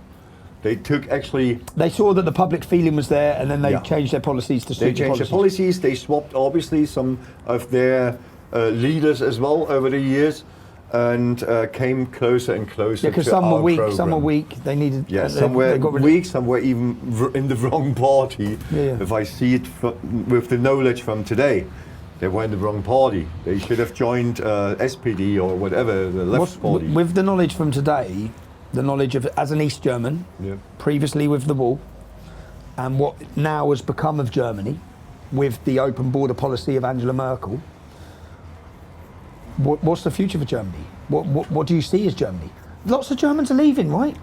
I mean, like, Load 700,000 last year, I think. I mean, from when we met, well-educated all the people I was meeting, the successful people I went, met so many successful. people in the city. No, he's And gone. He lives here. He lives there. They've all They left. close the companies. Yeah, they leave the country. There's already like a running gag. If you have a couple of euros in your pocket, keep them and run. I mean, literally, they're leaving in there. They're leaving. Hundreds of They're thousands. leaving. You left, Lutz. Talk to me about that. Yeah, I had to leave at this the story with the protection threats with from the ISIS. threats, death threats. Then from the left, They blew you. 3 attacks. One when they blew up my car, the car. Then once I've been poisoned as well. These are left-wing organisations. No, are they? this we don't know from where it comes. I think the car attack was Muslims. The car was Muslims, petrol yeah. bombed outside your house. Yeah, they swapped the petrol into explosive thing there, whatever. Who was you living at that house with? We've been with loads of people in the What I house. mean is, when you're living in the house, what was that? Was it terrifying for you, for your wife? Yeah, it was obviously for all of us, but she was at work, I was going to work, stole the car, went to the highway, and when I entered the highway, I felt there's something wrong with the car. It's like not accelerating anymore. So I pulled over on the highway, left the car, and this moment the hood blew away. How would they like bombed your car? Yeah, They put a bomb in it. yeah. So, and this was under protection. Whilst you was under protection. Strange thing, isn't it? It might not I have been think the that's Muslims. strange. It might have been the I state. think that's strange, as well as when I get poisoned and woke up then poisoned with, I guess it was digitalis, the It's hard what? thing, digitalis. What's that? Digitalis, it's a hard medication, Okay. but if you don't need it, it's poisoning you. Okay. It's And like what happened then with that story it starts running faster until it stops. for your heart? Yeah, for your heart. So and then And I how- woke up in hospital. You woke up in hospital. What war das? Die Vergiftung. It was 2015 in March. Oh, so this is the height of Pegida. This is when you're still flying. So your car's been blown up, bomb attack. Yeah. March. Yeah. March. then you've been It was in poisoned. March. I think it was in March 15. Okay. The car was in April because it was already marketed again. Car was in April. First the poisoning, then the attack against the car, and the third one was a stabbing. But I always police didn't want to give it to me, but we bought ourselves stab-proof and bulletproof. Best. Not vests, like normal sweatshirts. Oh, okay. Sweatshirts. They are stab-proof against knives and like ice pickles and stuff like that. It's important. If you need one, go for the ones that are proof against ice pickers, because it's like a thin needle and it goes through. Normal stab-proof goes just like that through, and that was saved my life. That thing, because I've What been on a happened? demonstration, and we only realized, you know it, when you're in a demonstration, people pushing you from there and there, you try to get through to the stage, whatever. And that's why you don't realize if you have a bit more pressure somewhere, you don't Yeah, realize it. no. And when I got home, I've got this hole in my jacket. It's going through the jacket, but not It's through going the through vest. the jacket, but not through, So not through the someone's sweat. come up and not pushed through it. the sweater yet. Right, and I remember after that, when I saw the hole, I knew, yeah, there was somebody really pushing me hard. Which But is he couldn't normal in get a through. demonstration because people are And everywhere around this, you as a You leader. know yourself, kidney, but that's why you get in here, for the kidney. So what, at that point, you've had those 3 close calls to your life. Yeah, it was What- close call, yeah. What decision did you make? Carry on, but we left Germany. I said, You become a there was refugee. 2 reasons. You become a It refugee. was not even about me. It was more about my family, especially about my wife and my dog. Because that's what I always said. I knew what I'm going to do because I saw before what threatenings happened to you. You I see- remembered all the old videos, all the old things. I remembered it when I started, and then I said no. And the police said to me, "Yeah, we protect you because you are the person of interest at that moment, but we're not protecting your wife. We are not protecting your dog. We're not protecting your family." And that's why I said no. This is not going to work. I knew what I'm up to. I knew what's going to come up to me, what might happen to me. But if they really want to hurt me, they're not going after me. They're going after my family, my dog, my son, my dad, and whatever. So we decided we have to leave. Because German police stopped then even. They stopped. Protecting you. Left me on myself. They said, no, Go on then. you're not on the list in the top 10 anymore. It's not that important anymore. Because you've got these, I think you Yeah. bit down as well. I think you've been, when Get With Us, obviously number 1, Yeah. still number 1. Well done, Gert. Number 2 is a guy Top from in the France. charts all the time, bro. Yeah. And I'll be there one day. Yeah, you know, you've One day, been, mate. I think, number 2 or 3 at this time. But I went straight away up to 2 behind Gert. And when I left the top 10, they said, okay, we go down with our protection from level 1 to 2 to 3, whatever they call it. So, and end of the day, I didn't have any anymore. So I said, no, we have to leave. And that's why actually we left then Germany. So would you describe that as you were made a refugee from your own country? Refugee, yeah. I'm a refugee as well. You're a refugee. Welcome. What's that? Refugees welcome. Yeah. But you're not pouncing off the system. You're not asking I'm for not. anything for free. No, I'm not asking for free. I've learned the language. I respect the culture. I don't expect them to build now because, as you know, in Spain, they are Catholics. I don't expect them to build now a Protestant church for me or anything. I don't expect anything. I pay my taxes, that's it. How many years ago did you leave Germany? How many years ago? It's 8, almost 8 What would you years now. describe as the acceleration of the decline of Germany when you go back now? How bad? How's it I looking? didn't get that one. What would you describe as how fast has it accelerated, as in the migration crisis, the replacement of the German people? What's the change like in Dresden? Because Dresden was an unaffected city. It in was 2015, almost unaffected. Almost when you went there, it was a totally German city. Yeah.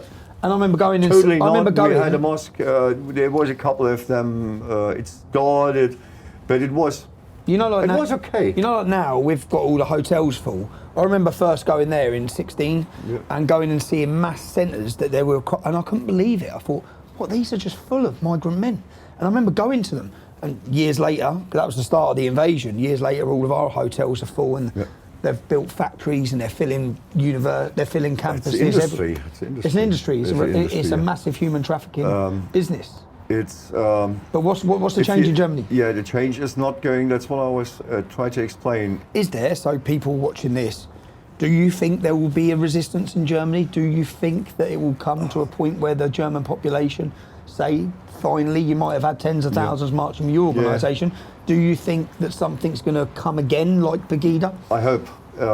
Right now there is something building up. The problem is we made a lot of mistakes with Pegida. We did loads of things wrong, but we learned from it. What happens at the moment, like these farmer protests which is going on, they do the same mistakes like we did. They are like distancing themselves from the bad right wing. They we don't want to have anything to do with the AfD, and we don't want to have anything Is that to what they're do. saying? It's That's come what on, man. Yeah, it is. So basically, they do the same. If we would have, I've done the same. So I can't blame them because I know how high the pressure Through worry is, and fear. which the press puts on you. They make you a Nazi and whatever they call you, racist, which I never was in my life. That's what they do to you, and this really, it harms your feelings as well. Yeah. So that's why you try to release a bit of this pressure with like talking stupid things like we don't want to have anything to do with them and we are not like them, which is bullshit. The left doesn't do that. No. A left politician doesn't mind to go on a demonstration with well-known left-wing terrorists, with sentenced terrorists, left-wing terrorists from ARF. You remember ARF back in the 70s, bombing people and such. You had the same problem with IRA, I think. Yeah. The same bullshit in Germany happened. They've been released now after 25, 30 years from and jail. The left-wing politicians they're back in government, they're working for left-wing politicians, the same guys. And they don't mind it. But if the press asks, because the press are on their side anyway. Yeah, they're on the side. So they're not they attacking. Ask, why are you with this guy? Yeah, he learned from his mistakes, blah, blah, blah. And we condemn forever. And when there is our foreign minister, no, they're not, our vice chancellor, been seen at demonstrations where there's fuck Germany. And he says, yeah, it wasn't my banner, it was from somebody else, so it's not my fault. And they don't get hammered the way we do. No. If I would go on a demonstration where it's kill all refugees or whatever, which somebody behind, 10 lines behind me would carry, they would blame me for that. Of course, yeah. They would. And the press would carry on like until I'm in jail maybe. You faced a lot of prosecutions for speech as well, right? For speeches, loads. There's still 2 Are you still waiting on some now? What's that for? Still for 2. They call it hate speech. Yeah, they call it hate. There's actually these Volksverhetzung, talking hate against the what was it you said? Society. What was it you said? Actually, things. They try to sue me for things which I've said 5 years ago. This is lawfare, yeah? Yeah. This is lawfare. Yeah, five years ago. Lutz is in court every other month. They're still searching for videos from speeches from me 5 years ago to. You said something about the invasion, migrants. Yeah, by the invasion, I called them like. You called them animals, not animals. No, not animals. No. I called them. There's not even a translation for English. It's a bad. What? No, Wayne, not even Wayne. Vermin. No. Wie habe ich die genannt? Viehzeug? Dreckspack. Dirty pieces of shite.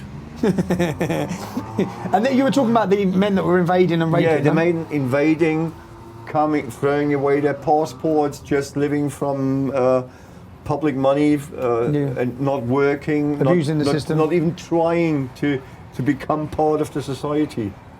Do you still face those prosecutions now? Yeah, 2, but it's. I think both of them will be withdrawn. Yeah. Because what they didn't realize is that 2 members of CDU, which is the Merkel party, they're not in charge now in the federal government, but they're still in loads of parts of Germany in charge. And members of the party said the same, but half a year ago. I did it 5 years ago. Okay. If they charge me now for that thing, they have to charge him. It's just one thing I was saying was like, you don't have to wonder if there is rats in your house if you leave the door open. Yeah. Okay. Fair enough, because some of these people are rats. They commit terrorism against us. One of the people who have been invited into Germany has gone on to commit terrorist attacks. The CDU guy said you don't have to wonder that you have like Ungeziefer. What is Ungeziefer? Ungeziefer. Hold on, I need a word. Ungeziefer. Vermin. Yeah, vermin. Yeah, that's what I thought it was. Yeah. If you have vermin in your house when you leave the window open, that's actually the same what he said. Yeah. And I think rat is not even that bad as vermin. Yeah. No, probably not. Probably not. So if they really give me his sentence for that, I will immediately sue the guy from CDU. And that's they don't want to give me that gun in my hand because it would be really loaded. So they don't want that. Do you have any regrets, Lutz? Do you sit here now exiled from your own country. Your life's probably changed a lot. Do you have regrets? Actually, you're sitting in a beautiful country. Sun's always shining. But do you have regrets? Yes, obviously I have. I wish we could turn back wheels of time. It's really like that. I wish. Because I'm still, it's nice here, everything nice, but it's still not my home. Still not It's a Germany. place where I live, where I love to be as well. But I would still prefer to be back in my country as it used to be, as I used to know it. And as everybody used to love it, when we've been proud to say I'm German. Now the whole world is laughing about us, about our laws, about what we do, about these new rules of wording, like these LGBTQ, Plus, whatever they call it, alphabet mafia. and the wording about the genderism thing in our language. Yeah. Everybody's laughing about us. So that's why sometimes I just, if somebody asks me where you're from, here, in a hotel, you meet guys, or in the bar, I say from South Africa. And they even say it now in the German government, in the Bundestag, it's like the parliament. There is a speech, you die laughing when I show you. Just make it a long story short, there's really this guy from the Greens standing there, or this woman from the Greens standing there and saying, because somebody was complaining about all the mistakes these Angela Baerbock does, our foreign minister. And they say, if you don't have to learn anything, you don't have to be educated, you don't even have to write to join the Green Party, just come to us. Everybody has the same chance. Every social misfit. Every social misfit. Join the Green Party. Not just social misfit. Yeah, yeah. It's really unbelievable what's running around in this party. Don't want to sound arrogant, but this is way beyond an IQ of 80, the average there. There's even this German... And they're getting in power, they're getting voted. It's mad. They're chasing the media, and the media chases the government. Well, Lutz, with everything you've been through, you've been in jail, you've been attacked, you've been on the run, you've had terror plots. What is the worst moment? If you don't mind me, what's the worst moment in your life? When you left me alone in Manchester. It's a long story. It's a long story. No, we're not going to go through that one. Stop, cut. Got it. Yeah. Well, I was waiting a whole evening that you asked me that question, and I've been looking forward to tell you this. No, actually, it was when you left me in Germany. No, kidding. It's really not that easy. The worst moment in my life. The 24th of December last year when my dad died. Okay, yeah. So 24th December last year, so that's only a month ago. It's Weeks ago. 3 weeks ago. Your dad was... That was the worst moment of my life. Because we've been that close. He helped me always. He's been behind me through the criminal time, through the time on the run, through my childhood, obviously. He's been teaching me everything I know. He's been my mentor. He's been my friend. He's been the most important person for me. He was always with you. Every time I met He you. was always. Every demonstration. He was proud. actually in Dresden, in my hometown, on more demonstrations than I was. Because I was sometimes speaking somewhere else. I was with you. And that was the worst. He was very proud. I hope so. He seemed I proud. hope so. He seemed proud on the demonstrations when he was always happy. That was the worst moment of my life. All that was just... Rest is bullshit. Rest is bullshit. Lutz, I've enjoyed the conversation. I can be a witness to the character of Lutz Bachmann. He's a very eventful character. Eventful, yeah. And great company great company to be around. So, Lutz, man, I appreciate your time. Appreciate your invitation. I think it's important that people understand when someone rises to fame and faces the massive backlash, and all the persecution, and they continue to stand in the face of it. It's very rare, yeah, because people will back down. So when someone doesn't back down, I thought it was important to understand the life story behind the man that doesn't back down, because there's going to be a reason that's brought him to chisel his character to be that person. And I've enjoyed hearing it, Lutz, so. Enjoyed as well. And I enjoy our friendship. Thanks for the invitation again. Yeah, thank you, man. If you're watching this, I hope you've enjoyed that conversation. We have plenty more lined up. I can't do this work or carry it out or enjoy these conversations and bring you the people behind the headlines without your support. So I'm very grateful. Please like, share, and share all of our podcasts. Thank you. Carry on watching for more interesting guests. I'll talk to anyone. I'll debate anyone. I'll hear anyone's story. If you want to help me along that way, it's not free. I need your support. If you can support my family, that gives me my peace of mind. It means I can continue to do the work I do. You can do so at www.supporttommy.com. I appreciate every bit of support, as do my children. It gives me the ability to fly them out here to see me so I can stay in constant contact with them. I'm deplatformed and I'm censored, so I need you. I need you to share this content. And make sure you stay tuned for upcoming weekly guests, interesting guests, exciting guests. I'm Tommy Robinson, and this has been my podcast, Silence.